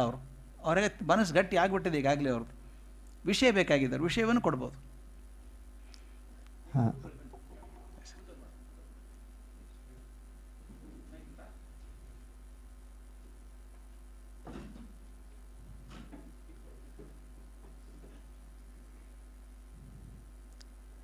ನಮಸ್ಕಾರ ಸರ್.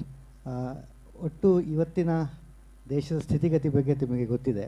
ಪ್ರಾಚೀನ ಇತಿಹಾಸವನ್ನು ನೋಡಿದಾಗ ನಮಗೆ ನಳಂದ ಮತ್ತು ಇತ್ಯಾದಿ ಯೂನಿವರ್ಸಿಟಿಗಳು ಭಾರತದಲ್ಲಿ ಇತ್ತು ಅಂತ ನಮಗೆ ಗೊತ್ತಿದೆ, ತಕ್ಷಶಿಲಾ. ಹಾಗೆ ನಮ್ಮ ಮಾಧ್ವ ಪರಂಪರೆಯಲ್ಲಿ ಆಚಾರ್ಯರ ನಂತರ ಇಡೀ ವಿಜಯನಗರ ಸಾಮ್ರಾಜ್ಯಕ್ಕೆ ಒಂದು ಬುನಾದಿ ಆಯಿತು. ನಂತರ ಶ್ರೀಪಾದರಾಜರ ಕಾಲದಲ್ಲಿ ಮುಳುಬಾಗ್ಲಲ್ಲಿ, ವ್ಯಾಸರಾಜರ ಕಾಲದಲ್ಲಿ ಹಂಪಿಯಲ್ಲಿ ದೊಡ್ಡ ಒಂದು ಗುರುಕುಲಗಳು ವಿಶ್ವವಿದ್ಯಾನಿಲಯ ಮಟ್ಟದಲ್ಲಿ ಇತ್ತು ಅಂತ ನಮಗೆ ಗೊತ್ತಿದೆ. ಇವತ್ತಿನ ಕಾಲದಲ್ಲಿ ಇವತ್ತು ವಿದ್ಯಾಪೀಠದಲ್ಲಿ ಸ್ವಾಮಿಗಳೇ 100 ವರ್ಷದಿಂದ ಒಂದು ಬುನಾದಿ ಹಾಕಿದ್ದಾರೆ. ಇದನ್ನು ನಾವು 100 ವರ್ಷದ ಮುಂದೆ ಇಡೀ ಭಾರತಕ್ಕೆ ಒಂದು ದೊಡ್ಡ ಒಂದು ಜ್ಞಾನದ ದೇಗುಲ ಇದಾಗಬೇಕು ಅಂತಂದರೆ ಯಾವ ರೀತಿಯಾದ ಯೋಜನೆಗಳು ನಮ್ಮ ಸಮಾಜದಿಂದ ಆಗಬೇಕು ಅಂತ? ನಮಸ್ಕಾರ. ನನಗೆ ಮೊದಲು ಅನಿಸಿದ್ದು, ನಮ್ಮ ಜ್ಞಾನ ಮೂಲಗಳನ್ನು ಪರಿಷ್ಕರಿಸಿ ಅವನು ರಕ್ಷಿಸಬೇಕು ಮೊದಲು. ಶ್ರೀಮನ್ ಮಧ್ವಾಚಾರ್ಯರು ಹೇಳಿದಂಥದ್ದನ್ನು ಎಷ್ಟೋ ಕಡೆ ಡಿಸ್ಟಾರ್ಟ್ ಆಗಿ ಹೋಗಿದ್ದಾವೆ, ತಮಗೆಲ್ಲ ಗೊತ್ತಿದೆ. ಆ ಇರೋದೇ ಒಂದು, ಅದು ಇಂಟರ್ಪ್ರಿಟೇಷನ್ನೇ ಬೇರೆ ಮಾಡ್ತಾರೆ. ಯಾರ್ಯಾರೋ ತಮ್ಮ ತಿಳುವಳಿಕೆ ಪ್ರಕಾರ ಮಾಡಿದ್ದಾರೆ. ಮೂಲ ಶುದ್ಧವಾದಂಥ ಜ್ಞಾನ ನಮ್ಮಲ್ಲಿ ಏನಿದೆಯೋ ಅದನ್ನು ಮೊದಲು ಸ್ಟೋರ್ ಮಾಡಬೇಕು, ರಿಸರ್ವ್ ಮಾಡಬೇಕು, ಕನ್ಸರ್ವ್ ಮಾಡಬೇಕು. ಇಲ್ಲದೆ ಹೋದರೆ ಏನು ಒಂದು ಸಂಸ್ಕೃತ ಶ್ಲೋಕ ಬಂದವರೆಲ್ಲ ಪಂಡಿತರಾಗಿಬಿಡ್ತಾರೆ. ಆದರೆ ಮುಂದೆ ಅವರು ವಿವರಣೆ ಮಾಡಿದಾಗ ಸರಿ ಆಗಲಿಕ್ಕಿಲ್ಲ. ಅದಕ್ಕೆ ಜ್ಞಾನಿಗಳು ಯಾರು ಮಾಡಿಟ್ಟಿದ್ದಾರೋ ಅದನ್ನು ಪ್ರಿಸರ್ವ್ ಮಾಡಬೇಕು, ಮೊದಲು ಫಸ್ಟ್ ಮಾಡಬೇಕು. ಆನಂತರ ಅದ್ರ ಪ್ರಸಾರ ಮಾಡೋಕೆ ನೋಡಬೇಕು. ಪ್ರಸಾರ ಮಾಡುವ ಹೇಳ್ತೀನಿ 100 ವರ್ಷ ಅಲ್ಲ, ಇನ್ನೊಂದು ಮಜಾ ಹೇಳ್ತೀನಿ ಸರ್, ನನಗೆ ನಂಬಿಕೆ ಖಚಿತವಾಗಿ ಅದು, ಅದಕ್ಕೆ ಆಧಾರ ಕೊಡಲಾರೆ ನಾನು. ಇದು 50 ವರ್ಷ ಹೋದ ನಂತರ ಈ ಜ್ಞಾನಕ್ಕೆ ಹೆಚ್ಚು ಡಿಮಾಂಡ್ ಬರ್ತದೆ. ನಾನು ಹೇಳೋದು ಇವತ್ತು ಆಭಾಸ ಅನ್ನಿಸ್ಬೋದು, ಎಲ್ಲರೂ ಈ ಕಡೆ ಓಡ್ತಾ ಇದ್ದಾರಲ್ಲ ನೀ ಈ ಕಡೆ ಹೇಳ್ತೀಯ ಅಂತ. The whole life operates in cycles, cyclic passage ಅದು. ನೀವು ದಯವಿಟ್ಟು ನೋಡಿ, ಮೊದಲು ಹಣ, ಮೊದಲು ಜ್ಞಾನ ಬಂತು, ಆಮೇಲೆ ಶೌರ್ಯ ಬಂತು, ದೇಶ ಪ್ರೇಮ ಬಂತು, ಈಗ ಹಣ ಬಂದಿದೆ. ಹಣ ಎಷ್ಟು ದಿವಸ ಇರುತ್ತೆ ಅಂತ ತಿಳ್ಕೊಂಡಿದ್ದೀರಿ ನೀವು? ಭಾಳ ದಿವಸ ಇರಲ್ಲ. ನನ್ನ ಪ್ರಕಾರ ಒಂದು 25 ವರ್ಷ 30 ವರ್ಷ ಅಷ್ಟೇ ಅದು. Thank god, no icon is permanent. Icon ಯಾವುದೂ ಪರ್ಮನೆಂಟ್ ಆಗಿರಲ್ಲ. ಮುಂದೆ ಐಕಾನ್ ಯಾವ್ದು ಬರುತ್ತೆ ಅಂದ್ಕೊಂಡಿದ್ದೀರಿ? ಯಾರಿಗೆ ಗೊತ್ತು? ಭಾರತೀಯ ಪರಂಪರೆ. ನಾವು ಬೇರೆ ದೇಶಕ್ಕೆ ಹೋದಾಗ ನೋಡ್ಬೇಕು ನೀವು, ಮೂಗು ಹಿಡ್ಕೊಳಕ್ಕೆ ಬಂದವನ್ನೆಲ್ಲ ಯೋಗಿಯಲ್ಲಿ ಎಲ್ಲ ಯೋಗ ಪಾಠ ಮಾಡ್ತಾರೆ. ಬಹಳಷ್ಟು ಮೋಸ ಇದೆ, ಅದು ಹೇಳ್ತೀನಿ. ಕೆಲವರು ಮಾತ್ರ ಚೆನ್ನಾಗಿ ಯೋಗಶಾಸ್ತ್ರ ಕಲಿಸ್ತಾರೆ ಹುಡುಗರಿಗೆ, ಭಾಳದವ್ರೆಲ್ಲ ಬರೀ ನಾಟಕಗಳೇ ಆಗೋಗ್ತದೆ. ಅದು ನಿಜವಾಗಿ ಕಲಿಸೋದು ಯಾವ್ದು ಮಾಡಬೇಕು? ನಾವು ಸ್ಟೋರ್ ಮಾಡಬೇಕು. ಇಲ್ಲಿ ಎಲ್ಲ ಜನಕ್ಕೆ ಹೇಗೆ ಅನ್ನಿಸ್ಬೇಕು ಅಂದರೆ, ಇಲ್ಲಿ ಹೋದರೆ ನಿಮಗೆ ಒರಿಜಿನಲ್ ಜ್ಞಾನ ಸಿಗುತ್ತೆ. It becomes a store house of pure knowledge. Sir ಹೇಳಿದ ಹಾಗೆ ಆ ಪ್ಯೂರಿಟಿ, ಜ್ಞಾನದ ಪ್ಯೂರಿಟಿ ಇಟ್ಕೋಬೇಕು. ಆ ನಂತರ ಒಂದು ಪಡೆ ತಯಾರಾಗಬೇಕು ನಮ್ಮಲ್ಲಿ. ಒಂದು ಪಡೆ ಅಂದರೆ ಹಿಂದಕ್ಕೆ ಆಚಾರ್ಯರೇ ಮಾಡಿದ ಹಾಗೆ ಒಂದು 15-20 ಜನ ವಿದ್ಯಾರ್ಥಿಗಳು ತಯಾರಾಗಬೇಕು ಗಟ್ಟಿಯಾಗಿ. ಇದಕ್ಕೋಸ್ಕರ ನಿಂತ್ಕೋತೀನಿ ಅನ್ನುವಂಥವ್ರನ್ನ, ಅವ್ರ ಜೀವನಕ್ಕೊಂದು ಭದ್ರತೆ ಕೊಡಬೇಕು. ಅದು ಭಾಳ ಮುಖ್ಯ. ಬದುಕಬೇಕು ಅವರು. ಯಾಕೆ ಕಲ್ತನಪ್ಪ ಇದನ್ನೆಲ್ಲ ಮಾರೆ, ನೌಕರಿ ಮಾಡಿದ್ರೆ ಚೆನ್ನಾಗಿ ಬರ್ತಿತ್ತಲ್ಲ ಸಂಬಳ ಅನ್ನೋಂಗೆ ಆಗಬಾರ್ದು. ಅವ್ರ ಜೀವನಕ್ಕೆ ಭದ್ರತೆ ಬರೋ ಹಂಗೆ ಮಾಡಿ ಭಾರತದಲ್ಲಿ 10 ಕಡೆಗೆ 10 ಸೆಂಟರ್ ಮಾಡಿ ಕೂಡಿಸಿ, 10 ಸೆಂಟರ್ ಮಾಡಿಸಿ, ಆ 10 ಸೆಂಟರ್ ಮೂಲಕ ಅಲ್ಲಿ ಜ್ಞಾನ ಪ್ರಸಾರ ಆಗಲಿ. ಒಂದೊಂದು ಸೆಂಟರು 100 ಜನ ತಯಾರು ಮಾಡಿದರೆ ಭಾರತದಲ್ಲಿ ಒಂದು ದೊಡ್ಡ ಪಡೆ ತಯಾರಾಗುತ್ತೆ. ಅದಾಗಬೇಕಾದದ್ದು ಮುಖ್ಯ. ಆದರೆ ನಾವೇನು ಮಾಡ್ತೀವಿ ಗೊತ್ತಾ? ಇದು ಕಲಿಬೇಕಾ? ಹಾಗಾದ್ರೆ ಜೀವನ ಬಗ್ಗೆ ತಲೆ ಕೆಡಿಸ್ಕೋಬೇಡ. ಬದುಕೋದು ಹೇಗ್ರಿ ಅವನು ಬದುಕಬೇಕಲ್ಲ. ಮೊದಲು ಕೊರಕೊಂಡು ಬದುಕಬೇಕಾಗಿಲ್ಲ, ಚೆನ್ನಾಗಿ ಬದುಕಲಿ. ಚೆನ್ನಾಗಿ ಬದುಕಿದಾಗ ತೃಪ್ತಿಯಿಂದ ಪಾಠ ಮಾಡ್ತಾನೆ, ಮನೆ ಕಡೆ ಚಿಂತೆ ಇರೋಲ್ಲ. ಹಾಗೆ 10 ಸೆಂಟರ್ ನಾವು ಮಾಡೋದಾದರೆ, ಅಲ್ಲೆಲ್ಲಿ ಅಂತ 100 ಜನ ಮಕ್ಕಳಿಗೆ ತರಬೇತಿ ಕೊಡೋದಾದರೆ ವರ್ಷಕ್ಕೆ 1000 ಜನ ಮಕ್ಕಳನ್ನು ತಯಾರು ಮಾಡ್ಬೋದು ನಾವು. ತಯಾರಿ ಇದು ಮಲ್ಟಿಪ್ಲೈಯರ್ ಇಫೆಕ್ಟ್. ಇದು ಬೇಸಿಕಲಿ ಮಲ್ಟಿಪ್ಲೈಯರ್ ಇಫೆಕ್ಟ್. ಒಂದು 100,000 ಜನ ಆದರೆ ಅವ್ರು ಮೆಚ್ಕೊಂಡಂಥ ಒಂದು 100 ಜನ ಸಿಗ್ತಾರೆ. ಒಬ್ಬರಿಗೆ ಒಂದು 4 ಜನ ಸಿಕ್ಕರೆ ಸಾಕು, 4,000 ಜನ ತಯಾರಾಗ್ತಾರೆ. ನಮ್ಮ ಪರಂಪರೆಯನ್ನು ಬೆಳೆಸುವಂಥದ್ದು ಇದು ಒಂದೇ ಹಾದಿ. ಇದು ಯಾವತ್ತು ಅವ್ರು ಮಾಡಿದ್ದು ಹಾಗೆ ಅಲ್ವಾ? ಒಂದು ಕಡೆ ಇದು ಇದ್ಕೊಂಡ್ರೆ ಆಗಲ್ಲ. 10 ಕಡೆ ಓಡಾಡ್ತಾಯಿದ್ರು, ಅಲ್ಲೆಲ್ಲಿ ಭಾಗಗಳನ್ನು ಮಾಡ್ತಾಯಿದ್ರು, ವಿಭಾಗಗಳನ್ನು ಮಾಡಿ ಶಿಷ್ಯರನ್ನು ಕೂಡಿಸ್ತಾಯಿದ್ರು. ಅವ್ರ ಮೂಲಕ ಪ್ರಸಾರ ಮಾಡಬೇಕು. ಆ ಶಿಷ್ಯರು ಹೇಗಿದ್ದರು ಅಂದರೆ, ಗುರುಗಳು ಹೇಳಿದ್ದನ್ನು ಅಕ್ಷರಶಃ ಪಾಲಿಸೋರು. ಅಂಥವ್ರು ತಯಾರು ಮಾಡಬೇಕು ಪಡೆಗಳನ್ನು. ನಾವು ಒಂದು 10 ಜನ ಆದರೂ ಸಾಕು. 10 ಜನ ಭಾರತದ 10 ಕಡೆ ಕೂಡಿಸ್ಬೇಕು ಅಂದರೆ ಬೆಳವಣಿಗೆ ಆಗುತ್ತೆ. ಈ 100 ವರ್ಷ ಅಲ್ಲ, 100 ವರ್ಷಕ್ಕೆ ಇನ್ನೂ ಜಾಸ್ತಿ ಡಿಮ್ಯಾಂಡ್ ಬರುತ್ತೆ. ಇವತ್ತು ನೀವು ಹೋಗಿ ಬೇರೆ ಕಡೆ ಹೋದಾಗ ನಮಗೆ ಕೇಳ್ತಾರೆ ಅವರು, ಓ ಯೋಗ ಈಸ್ ಗುಡ್, ನೋ ಯೋಗ ಚೆನ್ನಾಗಿದೆ ಅಂತ ಅನಿಸ್ಬಿಟ್ಟಿದೆ. ವಿಶ್ವ ಯೋಗ ದಿವಸ ತಾವು ನೋಡಿದ್ದೀರಿ, ಪ್ರಪಂಚದಾದ್ಯಂತ ಮಾಡ್ತಿದ್ದಾರೆ. ಮೊದಲು ಎಲ್ಲಿ ಮಾಡ್ತಾಯಿದ್ರು? ಮಾಡ್ತಾ ಇರಲಿಲ್ಲ. ಸಂಸ್ಕೃತದ ಬಗ್ಗೆ ಆಸಕ್ತಿ ಇದೆ ಸರ್, ಭಾಳ ಆಸಕ್ತಿ ಇದೆ. ನಾ ಹಾರ್ವರ್ಡ್ ಲೈಬ್ರರಿಗೆ ಹೋಗಿ ನೋಡಿದರೆ ಸಂಸ್ಕೃತದ ರಾಶಿ ಪುಸ್ತಕ ಇದೆ. ನಮ್ಮಲ್ಲೇ ಸಿಗ್ತಲ್ಲ ಡೌಟ್ ನನಗೆ. ಅಂದರೆ ಅವ್ರಿಗೆ ಆಸಕ್ತಿ ಬರ್ತಾ ಇದೆ. ಇನ್ನೊಂದು 25 ವರ್ಷ ಹೋದಾಗ ಮನಸ್ಸು ಹೊಸದನ್ನು ಅಪೇಕ್ಷೆ ಮಾಡುತ್ತೆ, ಯಾವಾಗಲೂ ಬದಲಾವಣೆಯನ್ನು ಅಪೇಕ್ಷೆ ಮಾಡುತ್ತೆ. ಇದು ಸಾಕಾಗಿ ಹೋಗುತ್ತೆ. ಇದು mind gets saturated with this thing. ಈಗ ನೀವು IT ಕೆಲಸ ಮಾಡೋರು ಬಕ್ಕಷ್ಟು ಜನ ಇದ್ದಾರೆ, ನನ್ನ ಕಡೆ ಬರ್ತಾರೆ, ಸಾಕಾಗಿದೆ ಸರ್, ಹಿಂಡಿ ಬಿಡ್ತಾರೆ ನಮ್ಮನ್ನು, ಸಾಕಾಗಿ ಹೋಗಿದೆ ಅಂದರೆ ಹಣಕ್ಕೋಸ್ಕರ ಹೋದ್ರು ಮೊದಲು. ಈಗ ಹಣ ಬಂದು ರೆಡ್ಡಿ ಇಲ್ಲ, ಹಣ ಖರ್ಚು ಮಾಡೋದು ಯಾವಾಗ? 12 ತಾಸು ಕಂಪ್ಯೂಟರ್ ಮುಂದೆ ಕೂತ್ಕೊಂಡ್ರೆ ಹಣ ಖರ್ಚು ಮಾಡೋ ಟೈಮ್ ಎಲ್ಲಿದೆ ನಿಮಗೆ? ಸಾಕು ಅಂದ್ಕೊಂಡಿದ್ದಾರೆ. ಎಲ್ಲಿ ಬರಬೇಕು ಅವ್ರು? ವಾಪಸ್ ಇಲ್ಲಿಗೆ ಬರಬೇಕು. ಮತ್ತೆ ನೋಡಿ, 50 ವರ್ಷ ಹೋದ್ಮೇಲೆ ಬಹುದೊಡ್ಡದ್ದೇ ಡಿಮ್ಯಾಂಡ್ ಬರ್ತದೆ ಜ್ಞಾನಕ್ಕೆ. ಆದರೆ ಕೊಡೋರು ಸಿಗೋದು ಕಷ್ಟ ನಮಗೆ. ಅವಾಗ ಅದಕ್ಕಿದ್ದ ಜ್ಞಾನ ಮೂಲಗಳನ್ನ ರಕ್ಷಣೆ ಮಾಡ್ಕೋಬೇಕು ನಾವು. ಅದು ಬಹುದೊಡ್ಡ ಕೆಲಸ ನಮಗಿರೋದು 200 ವರ್ಷ.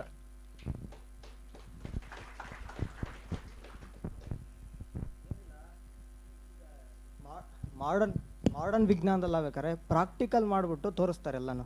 ಅದರಿಂದ ಆಕರ್ಷಿತರಾಗ್ತಾರೆ ಎಲ್ಲರೂ ವಿದ್ಯಾರ್ಥಿಗಳು. ಅದರಿಂದ ವಿಜ್ಞಾನದ ಹತ್ರ ಅವರು ಅದರ ಹತ್ರ ಹೋಗ್ತಾರೆ. ಆದರೆ ನಮ್ಮ ಈ ಶಾಸ್ತ್ರದಲ್ಲ ಬೇಕಾದ್ರೆ ನಾವು ತಿಳ್ಕೊಳ್ತೀವಿ ಅಷ್ಟೇ. ನಮ್ಗೆ ಯಾವುದು ಪ್ರಾಕ್ಟಿಕಲ್ ಮಾಡಿ ತೋರಿಸ್ಲಿಕ್ಕೆ ಆಗ್ತಿಲ್ಲ ಈಗ. ಅದರಿಂದ ನೀವು ಅಂದರೆ ಡಿಮ್ಯಾಂಡ್ ಬರುತ್ತೆ ಅಂತಂದರೆ ಯಾವ ಥರ ಡಿಮ್ಯಾಂಡ್ ಬರ್ಲಿಕ್ಕೆ ಸಾಧ್ಯ? ಒಂದು ಪ್ರಾಕ್ಟಿಕಲ್ ಇದ್ದರೆ ಅಲ್ವಾ ಡಿಮ್ಯಾಂಡ್ ಬರ್ಲಿಕ್ಕೆ ಸಾಧ್ಯ? ಅದು ಹೇಗೆ ಅಂತ ನನ್ನ ಮಾತಲ್ಲ, ವಿವೇಕಾನಂದರ ಮಾತೇ ಹೇಳ್ಬಿಡ್ತೀನಿ. ಅವರು ಅಮೇರಿಕಾದಿಂದ ಬಂದು ಮಡ್ರಾಸ್ಗೆ ಹೋದರು. ಮಡ್ರಾಸ್ ಕ್ರಿಶ್ಚಿಯನ್ ಕಾಲೇಜ್ ಅಂತಿದೆ. ಅಲ್ಲಿ ಹೋದಾಗ ಒಬ್ಬ ಹುಡುಗ ಕೇಳಿದ, ನಿಮ್ಗೆ ಏನು ಶಾಸ್ತ್ರ, ನಿಮ್ದೆಲ್ಲ ಸುಮ್ಮನೆ ಬುಡಬುಡಿಕೆ ಕೆಲಸ ಮಾಡ್ತೀರಿ, ಒಂದು ಪ್ರೂಫ್ ಇಲ್ಲ. ನೀವು ಕೇಳಿದ್ರಲ್ಲ, ಇದೆ ಪ್ರೂಫ್ ಇಲ್ಲ, ಏನಿಲ್ಲ, ಹೇಗೆ ಮಾಡೋದು ನಂಬೋದು ಅದನ್ನು ಅಂದರು. ಅದು ವಿವೇಕಾನಂದರು ಉತ್ತರ ಕೊಡ್ತೀನಿ, ನನ್ನ ಉತ್ತರ ಅಲ್ಲ ಅದು. ಅವ್ರು ಹೇಳ್ತಾರೆ, ನೋಡಪ್ಪ, ನಮ್ಮ ಅಧ್ಯಾತ್ಮ ಜ್ಞಾನಕ್ಕೂ ವಿಜ್ಞಾನಕ್ಕೂ ವ್ಯತ್ಯಾಸ ಇಲ್ಲ. ವಿಜ್ಞಾನದಲ್ಲಿ 3 ಥರದ ಇದೆ. 3 ಏನಾದರೂ ಪ್ರೂವ್ ಮಾಡಬೇಕಾದ್ರೆ ಮೊದಲು ಎಕ್ಸ್ಪರಿಮೆಂಟ್ ಅಂತಾರೆ. ಪ್ರಯೋಗ ಮಾಡಬೇಕು. ನೋಡಿ ಪ್ರಯೋಗ ಮಾಡಿದ್ವಿ, ಎಲ್ಲ ಕಡೆ ಇದೇ ರೀತಿ ಬರ್ತಾರೆ, ಆದ್ದರಿಂದ ಇದು ಹೀಗೆ ಅಂತ ತೀರ್ಮಾನ ಮಾಡ್ತಾರೆ. ವೈರಸ್ ಬಂದಿದೆ, ಅದಕ್ಕೆ ಇದು ಇಂಜೆಕ್ಷನ್ನು, ಇದು ವ್ಯಾಕ್ಸಿನೇಷನ್ನು ಎಲ್ಲ ಪ್ರೂವ್ ಮಾಡ್ತಾರೆ ಅಲ್ವಾ. ಇದು ಎಕ್ಸ್ಪರಿಮೆಂಟ್ ಮಾಡದೇ ಇರೋದನ್ನು ಏನು ಮಾಡ್ತೀರಿ? ಅದನ್ನೇನು ಮಾಡಬೇಕು? ಅದನ್ನು ನೀವು ಊಹೆ ಮಾಡಬೇಕು ಅಲ್ವಾ. ಎಕ್ಸ್ಪರಿಮೆಂಟ್ ಆಗದೆ ಹೋದಾಗ ಫಾರ್ ಎಕ್ಸಾಂಪಲ್ ನಿಮ್ಮ ಮನೆ ಮುಂದೆ ಪೇಪರ್ ಬಿದ್ದಿರುತ್ತೆ, ದಿನ ಹಾಕೋನು ನೋಡಿಲ್ಲ ನೀವು ಎಂದೂ. ಪೇಪರ್ ಬಿದ್ದಿದೆ ಅಂದರೆ ಹಾಕೋನೋ ಬಿದ್ದಿರಬೇಕು ಅಂತ, ಹೌದಲ್ಲೇ? ಮನೆ ಮುಂದೆ ಹಾಲಿನ ಪ್ಯಾಕೆಟ್ ಇದ್ದಿರ್ಬೇಕಾದ್ರೆ ಯಾವನೋ ಹಾಕಿ ಹೋಗಿರಬೇಕು ಅಂತ ಗ್ಯಾರಂಟಿ. ಅದೇನು ಭಾಳ ದೊಡ್ಡ ಧ್ಯಾನ ಬೇಕಾಗಿಲ್ಲ. ಅವನು ಬಂದಿಲ್ಲ, ಯಾರು ಅಂತ ಗೊತ್ತಿಲ್ಲ, ಬಟ್ ಬಂದದ್ದು ಗ್ಯಾರಂಟಿ ಹಾಲು, ಆದ್ದರಿಂದ ಅವನು ಹಾಕಿದ್ದಾನೆ ಅಂತ ಅನುಮಾನ ಅಂತ ಅಲ್ವಾ. ಇದು ನಾವು ಅಸಂಪ್ಷನ್ ಅಂತ ಕರಿತೀವಿ ಸೈನ್ಸಲ್ಲಿ. ಅದು ಆಗದೆ ಹೋದರೆ ಏನು ಮಾಡ್ತೀವಿ? ರೆಫರೆನ್ಸ್ ಅಂತ ಹೋಗ್ತೀವಿ. ಜರ್ನಲ್ ನೋಡಿ, 1960 ಜರ್ನಲ್ಸ್ ಇದೆ, ಅವ್ರು ಹಿಂಗೆ ಹೇಳಿದ್ದಾರೆ ಅಲ್ವಾ. ವಿವೇಕಾನಂದ ಹೇಳ್ತಾರೆ, ವಿಜ್ಞಾನದಲ್ಲಿ 3 ಇದ್ದಾವೆ: ಎಕ್ಸ್ಪರಿಮೆಂಟ್, ಅಸಂಪ್ಷನ್ ಆ್ಯಂಡ್ ರೆಫರೆನ್ಸ್ ಅಂತ. ನಮ್ಮಲ್ಲಿ ಅದು ಇನ್ನೂ ಅಸಂಪ್ಷನ್ ಇನ್ಫರೆನ್ಸ್ ಅಂತೂ ಕರೀತಾರೆ. ಎಕ್ಸ್ಪರಿಮೆಂಟ್, ಇನ್ಫರೆನ್ಸ್ ಆ್ಯಂಡ್ ರೆಫರೆನ್ಸ್ ಅಂತ. ಅಧ್ಯಾತ್ಮದಲ್ಲೂ ಅದೇ ಅಲ್ವಾ. ಪ್ರಯೋಗ ಮಾಡಿ ನೋಡ್ರಪ್ಪ, ಧ್ಯಾನ ಸರಿಯಾಗಿ ಮಾಡಿ, ಮೆಡಿಟೇಷನ್ ಮಾಡಿ, ಆರೋಗ್ಯಕ್ಕೆ ಒಳ್ಳೆಯದಾಗತ್ತೆ. ಬ್ರೀದಿಂಗ್ ಎಕ್ಸಸೈಸ್ ಮಾಡ್ಕೊಳ್ಳಿ, ಕೊರೋನಾ ಕಷ್ಟ ಆಗತ್ತಕ್ಕಾಗಲ್ಲ ನಿಮಗೆ, ಪ್ರಾಕ್ಟಿಕಲಾಗಿ ಮಾಡಿ ತೋರಿಸ್ತಾರೆ. ಇನ್ನು ಕೆಲವು, ಎರಡನೇದು ಅನುಮಾನ. ನಮಗೂ ಅನುಮಾನ ಇದ್ದಾವೆ. ಅನುಮಾನ ಅನ್ಬೇಕಾದ್ರೆ ನಮ್ಮ ವಿಜ್ಞಾನದ ಅಧ್ಯಾತ್ಮದಲ್ಲಿ ಅದೇ ಹೇಳುತ್ತಾನೆ, ಒಂದು ಯಾವುದು ಪ್ರೂವ್ ಮಾಡಲ್ಲ, ಅನುಮಾನ ಹೇಗಿದೆ ಅಂತ. ಮೂರನೇದು ರೆಫರೆನ್ಸ್ ಅಂತೇನು ಹೇಳ್ತೀರಿ, ನಮ್ಮಲ್ಲೂ ಶಾಸ್ತ್ರ ಇದೆ. ರೆಫರೆನ್ಸ್ ಅಂದರೆ ಜರ್ನಲಿಗೆ ಹೋಗಬೇಕಾಗಿಲ್ಲ, ನಮ್ಮ ಶಾಸ್ತ್ರಗಳಿದ್ದಾವಲ್ಲ, ಪುರಾಣಗಳಿದ್ದಾವೆ, ಶ್ರುತಿ ಸ್ಮೃತಿಗಳಿದ್ದಾವೆ, ಅವೆಲ್ಲ ಆಧಾರ ಅಲ್ವಾ ನಮಗೆ.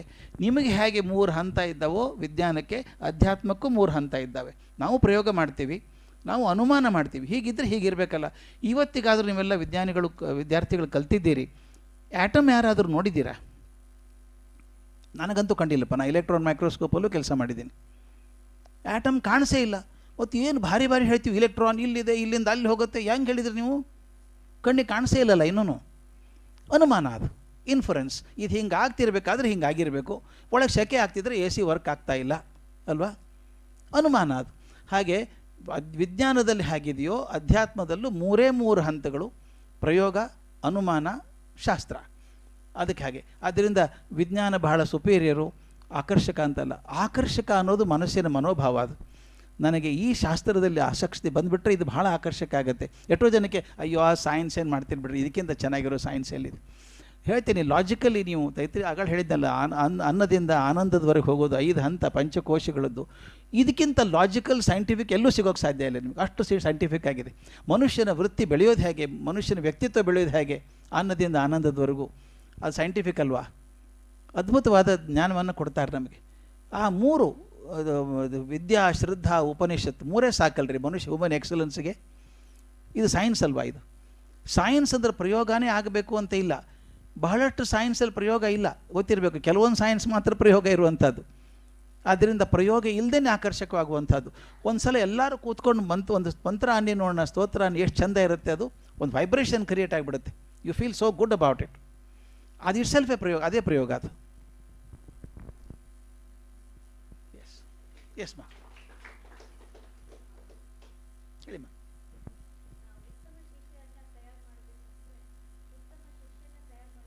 ಉತ್ತಮ ಶಿಕ್ಷಕ ಇರಬೇಕು. ಉತ್ತಮ ಶಿಕ್ಷಕನ್ನ ಹೇಗೆ ತಯಾರು ಮಾಡ್ಲಿಕ್ಕೆ ಸಾಧ್ಯ? ಅದು ಸ್ವಭಾವತಃ ಬರೋದಾ ಅಥವಾ ಹೇಗೆ ತಯಾರು ಮಾಡಬೇಕು ಅವರನ್ನು? ಅದು ಹೇಳ್ತೀನಿ ಮಾ. ಒಳ್ಳೆ ಶಿಕ್ಷಕ, ಅದೇ ಕೆಲಸ ಮಾಡ್ತಿರೋದು 40 ವರ್ಷ ಆಯ್ತು ನಾನು ಅದೇ ಕೆಲಸ ಮಾಡ್ತಿರೋದು. ಟೀಚರ್ ಟ್ರೈನಿಂಗೇ ಮಾಡಿ ಅದೇ ಅಂತ. 3 ಗುಣ ಇರಬೇಕು. ಯಾರಲ್ಲಿ 3 ಗುಣ ಇದೆಯೋ ಅವ್ರು ಒಳ್ಳೆ ಶಿಕ್ಷಕರಾಗ್ತಾರೆ. The best teacher, ordinary teacher, extraordinary teacher ಆಗ್ಬೇಕಾದ್ರೆ 3 ಗುಣ ಕಂಪಲ್ಸರಿ ಇರಬೇಕು. ತಾನು ಕಲಿಸುವಂಥ ವಿಷಯದ ಬಗ್ಗೆ ಅನನ್ಯವಾದ ಪ್ರೀತಿ ಇರಬೇಕು. ಅಯ್ಯೋ ಪಾಠ ಮುಗಿಸಿದ್ರೆ ಸಾಕು ಅಂದರೆ ಮೇಷ್ಟ್ರು ಆಗಲ್ಲ, ಅವನು ಸಂಬಳದ ಮೇಷ್ಟ್ರು ಅಷ್ಟೇ. ವಿಷಯದ ಬಗ್ಗೆ ಅನನ್ಯವಾದ ಪ್ರೀತಿ ಇರಬೇಕು. ಎರಡನೇದು, ತನ್ನ ವೃತ್ತಿ ಬಗ್ಗೆ ಅಭಿಮಾನ ಇರಬೇಕು. IAS ಆಗಲಿಲ್ಲ, KS ಆಗಲಿಲ್ಲ, ಬ್ಯಾಂಕ್ ಜಾಬು ಸಿಗಲಿಲ್ಲ, ಇನ್ನೇನು ಮಾಡಿದ್ರಿ, B.Ed ಆಗಿ ಮೇಷ್ಟ್ರು ಅದೇ, ಏನೇನೂ ಪ್ರಯೋಜನ ಇಲ್ಲ, ದೊಡ್ಡ ಗುರು ಆಗೋಕ್ಕೆ ಸಾಧ್ಯ ಇಲ್ಲ. ತನ್ನ ವೃತ್ತಿ ಬಗ್ಗೆ ಅಭಿಮಾನ ಇರುವಂಥವನು. ಮೂರನೇದು ಭಾಳ ಇಂಪಾರ್ಟೆಂಟ್, ಮೋಸ್ಟ್ ಇಂಪಾರ್ಟೆಂಟ್, ತನ್ನ ವಿದ್ಯಾರ್ಥಿಗಳನ್ನು ತನ್ನ ಮಕ್ಕಳಷ್ಟಾದರೂ ಪ್ರೀತಿ ಮಾಡಬೇಕು. 3 ಗುಣ: ವಿಷಯದ ಬಗ್ಗೆ ಅನನ್ಯ ಪ್ರೀತಿ, ತನ್ನ ವೃತ್ತಿ ಬಗ್ಗೆ ಗೌರವ ಮತ್ತು ಮಕ್ಕಳ ಬಗ್ಗೆ ಪ್ರೀತಿ. ನಾನು ಕ್ಲಾಸಲ್ಲಿ ಹುಡುಗರಿಗೆ ಬೈತೇನೆ, ಏನು ದಡ್ಡಿದ್ದಾನೆ ರೀ ಹುಡುಗ, ಇಡೀ ವರ್ಷ ಕಲಿಸಿದೆ ಏನೂ ತಿಳಿಲಿಲ್ಲ ಅವನಿಗೆ, ಇಡೀ ವರ್ಷ ಕಲಿಸಿದ್ದೀನಿ ಸರ್ ಏನೂ ಬರಲಿಲ್ಲ ಅವನಿಗೆ ಅಂತಾರೆ. ನಾನು ಆ ಪ್ರಶ್ನೆ ತಿರುಗಿಸಿ ಕೇಳ್ತೇನೆ ಮೇಷ್ಟ್ರಿಗೆ, ಇಡೀ ವರ್ಷ ಕಲಿಸಿದ್ರೆ ತಿಳಿಲಿಲ್ಲ ಅಂತಿರಲ್ಲ, ಇಡೀ ವರ್ಷ ತಿಳಿಲಾರ್ದಂಗೆ ಹೆಂಗೆ ಕಲಿಸಿದ್ರಿ ಅಂತ. ಅಲ್ಲ, ಇಡೀ ವರ್ಷ ತಿಳಿಲಾರ್ದಂಗೆ ಹೆಂಗೆ ಕಲಿಸಿದ್ರಿ ನೀವು? ಅಲ್ವ, ತಪ್ಪು ನಂದು. ಈಗ ನಾನು ಮಾತಾಡಿದಾಗ ಯಾರಿಗೂ ಅರ್ಥ ಆಗಲ್ಲ ಅಂದರೆ ನೀವು ಸೋಲಿಲ್ಲ, ನಾ ಸೋತೆ. ಟೀಚರ್ ಜವಾಬ್ದಾರಿ ಅದು ಮಕ್ಕಳಿಗೆ ಅರ್ಥ ಮಾಡಿಸೋದು. ಮತ್ತು ಇನ್ನೊಂದು, ಕ್ಲಾಸ್ ಹುಡುಗನ ದಡ್ಡ ಅಂತ ಈಸಿ ಹೇಳಿಬಿಡ್ತೀನಿ ನಾನು. ನನ್ನ ಮಗ ಆಗಿದ್ದರೆ ಹೇಳ್ತಿದ್ದೆ ನಾನು. ಯಾವುದೇ ತಾಯಿನ ಕೇಳಿ ನೋಡಿ, ನಮ್ಮ ಮಗ ದಡ್ಡ ಇಲ್ಲ ಸರ್, ಗಣಿತ ಬರಲ್ಲ ಅವನಿಗಷ್ಟೇ. ಶಿ ನೋಸ್ ವೆರಿ ವೆಲ್, ಎಲ್ಲದರಲ್ಲೂ ಚೆನ್ನಾಗಿದ್ದಾನು, ಗಣಿತ ಒಂದು ಬರಲ್ಲ. ಇದು ಸಾಕಲ್ವಾ? ಎಜುಕೇಷನ್ ಅಂದರೆ ಏನಪ್ಪ ಇರೋದು? ಅವನು ಹೊಸದನ್ನೇನು ತುಂಬಬೇಕಾಗಿಲ್ಲ, ಅವನು ಒಳಗಿರುವಂಥ ಶಕ್ತಿನ ಹೊರಗೆ ತೆಗಿಬೇಕು. ಎಡ್ಯುಕೇರ್ ಅಂದರೆ ಅದೇ ತಾನೇ, ಒಳಗಿರೋ ಹೊರಗೆ ತೆಗಿಬೇಕು. ಅಂತ ಈ 3 ಗುಣ ಇದ್ದರೆ ಸಾಕಮ್ಮ. ಆ 3 ಗುಣನ ಬೆಳೆಸೋದ ಕಡೆಗೆ ನಾವು ಪ್ರಯತ್ನ ಮಾಡಬೇಕು, ಅಂದರೆ ಒಳ್ಳೆಯ ಶಿಕ್ಷಕರು ಸಿಗ್ತಾರೆ.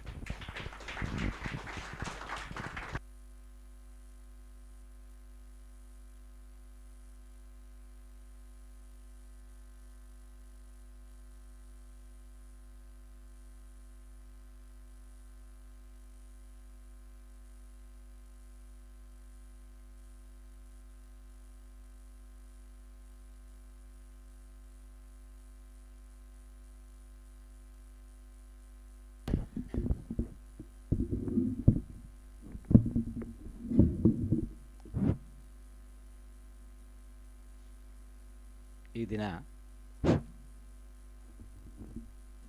ನಮ್ಮ ಶ್ರೀಯುತ ಗುರುರಾಜ ಕರ್ಜಗಿ ಅವರು ನಮ್ಮ ಶಿಕ್ಷಣ ವ್ಯವಸ್ಥೆ ಹೇಗಿರಬೇಕು, ವಿದ್ಯಾರ್ಥಿಗಳು ಕಲಿಬೇಕು ಹೇಗೆ, ಅಧ್ಯಾಪಕರು ಕಲಿಸಬೇಕು ಹೇಗೆ, ವಿದ್ಯಾರ್ಥಿಗಳು ಹೇಗಿರಬೇಕು, ಅಧ್ಯಾಪಕರು ಹೇಗಿರಬೇಕು, ವ್ಯವಸ್ಥೆ ಹೇಗಿರಬೇಕು ಅನ್ನೋದರ ಬಗ್ಗೆ ವಿಶದವಾಗಿ ತಿಳಿಸಿದ್ದಾರೆ. ಏನೇನೋ ಎಷ್ಟರ ಬಗ್ಗೆ ಪ್ರಶ್ನೆಗಳು ಕೇಳಿದರೂ ಕೂಡ ಚೂರು ಉದ್ವೇಗಕ್ಕೊಳಗಾಗದೆ ಎಲ್ಲರಿಗೂ ಒಪ್ಪುವಂತಹ ಪ್ರಶ್ನೆ ಕೇಳಿದವನಿಗೆ ಹೌದು ಉತ್ತರ ಸಿಕ್ತು ಅನ್ನೋ ರೀತಿಯಲ್ಲಿ ಉತ್ತರವನ್ನಿತ್ತಿದ್ದಾರೆ. ಅಧ್ಯಾಪಕರಾದವರು ಹೇಗಿರಬೇಕು, ಸಣ್ಣ ವಿದ್ಯಾರ್ಥಿಗಳಿಗೆ ಮನದಟ್ಟಾಗೋದು ಯಾವುದನ್ನೊಂದೊಂದು ಪ್ರಯೋಗದ ಮೂಲಕ ತೋರಿಸಿದರು. ಇದು ನಮಗೆ ದೊಡ್ಡ ಜವಾಬ್ದಾರಿ, ಎಚ್ಚರ ಇರಬೇಕಾದದ್ದು. ಉಪನಿಷತ್ತಿನಲ್ಲಿ ಶಿಕ್ಷಾವಲಿಯಲ್ಲಿ ಒಂದು ಉಪದೇಶದ ಪ್ರಕರಣ ಇದೆ. ಅಲ್ಲಿ ಗುರುಗಳು ಹೇಳುವಂತಹ ಒಂದು ಮಾತು ಯಾರನ್ನಾದರೂ ಮನ ಮುಟ್ಟತ್ತೆ. ಒಂದಿಷ್ಟು ಉಪದೇಶಗಳು ಮಾಡ್ತಾರೆ. ಮಾತೃದೇವೋಭವ ಪಿತೃದೇವೋಭವ ಅಂತ ಹೇಳಿಕೊಂಡು ತುಂಬ ಉಪದೇಶಗಳು ಮಾಡಿ ಕೊನೆಯಲ್ಲಿ ಒಂದು ಮಾತು, ಯಾನ್ಯಸ್ಮಾಕಗಂ ಸುಚರಿತಾನಿ ತಾನಿ ತ್ವಯೋಪಾಸ್ಯಾನಿ ನೋ ಇತರಾಣಿ. ಉಪದೇಶದ ಮಾತುಗಳೆಲ್ಲ ಆಯಿತು, ಇನ್ನು ಗುರುಗಳ ನಡತೆ ಬಗ್ಗೆ ನೋಡ್ತೀನಿ ನೀನು.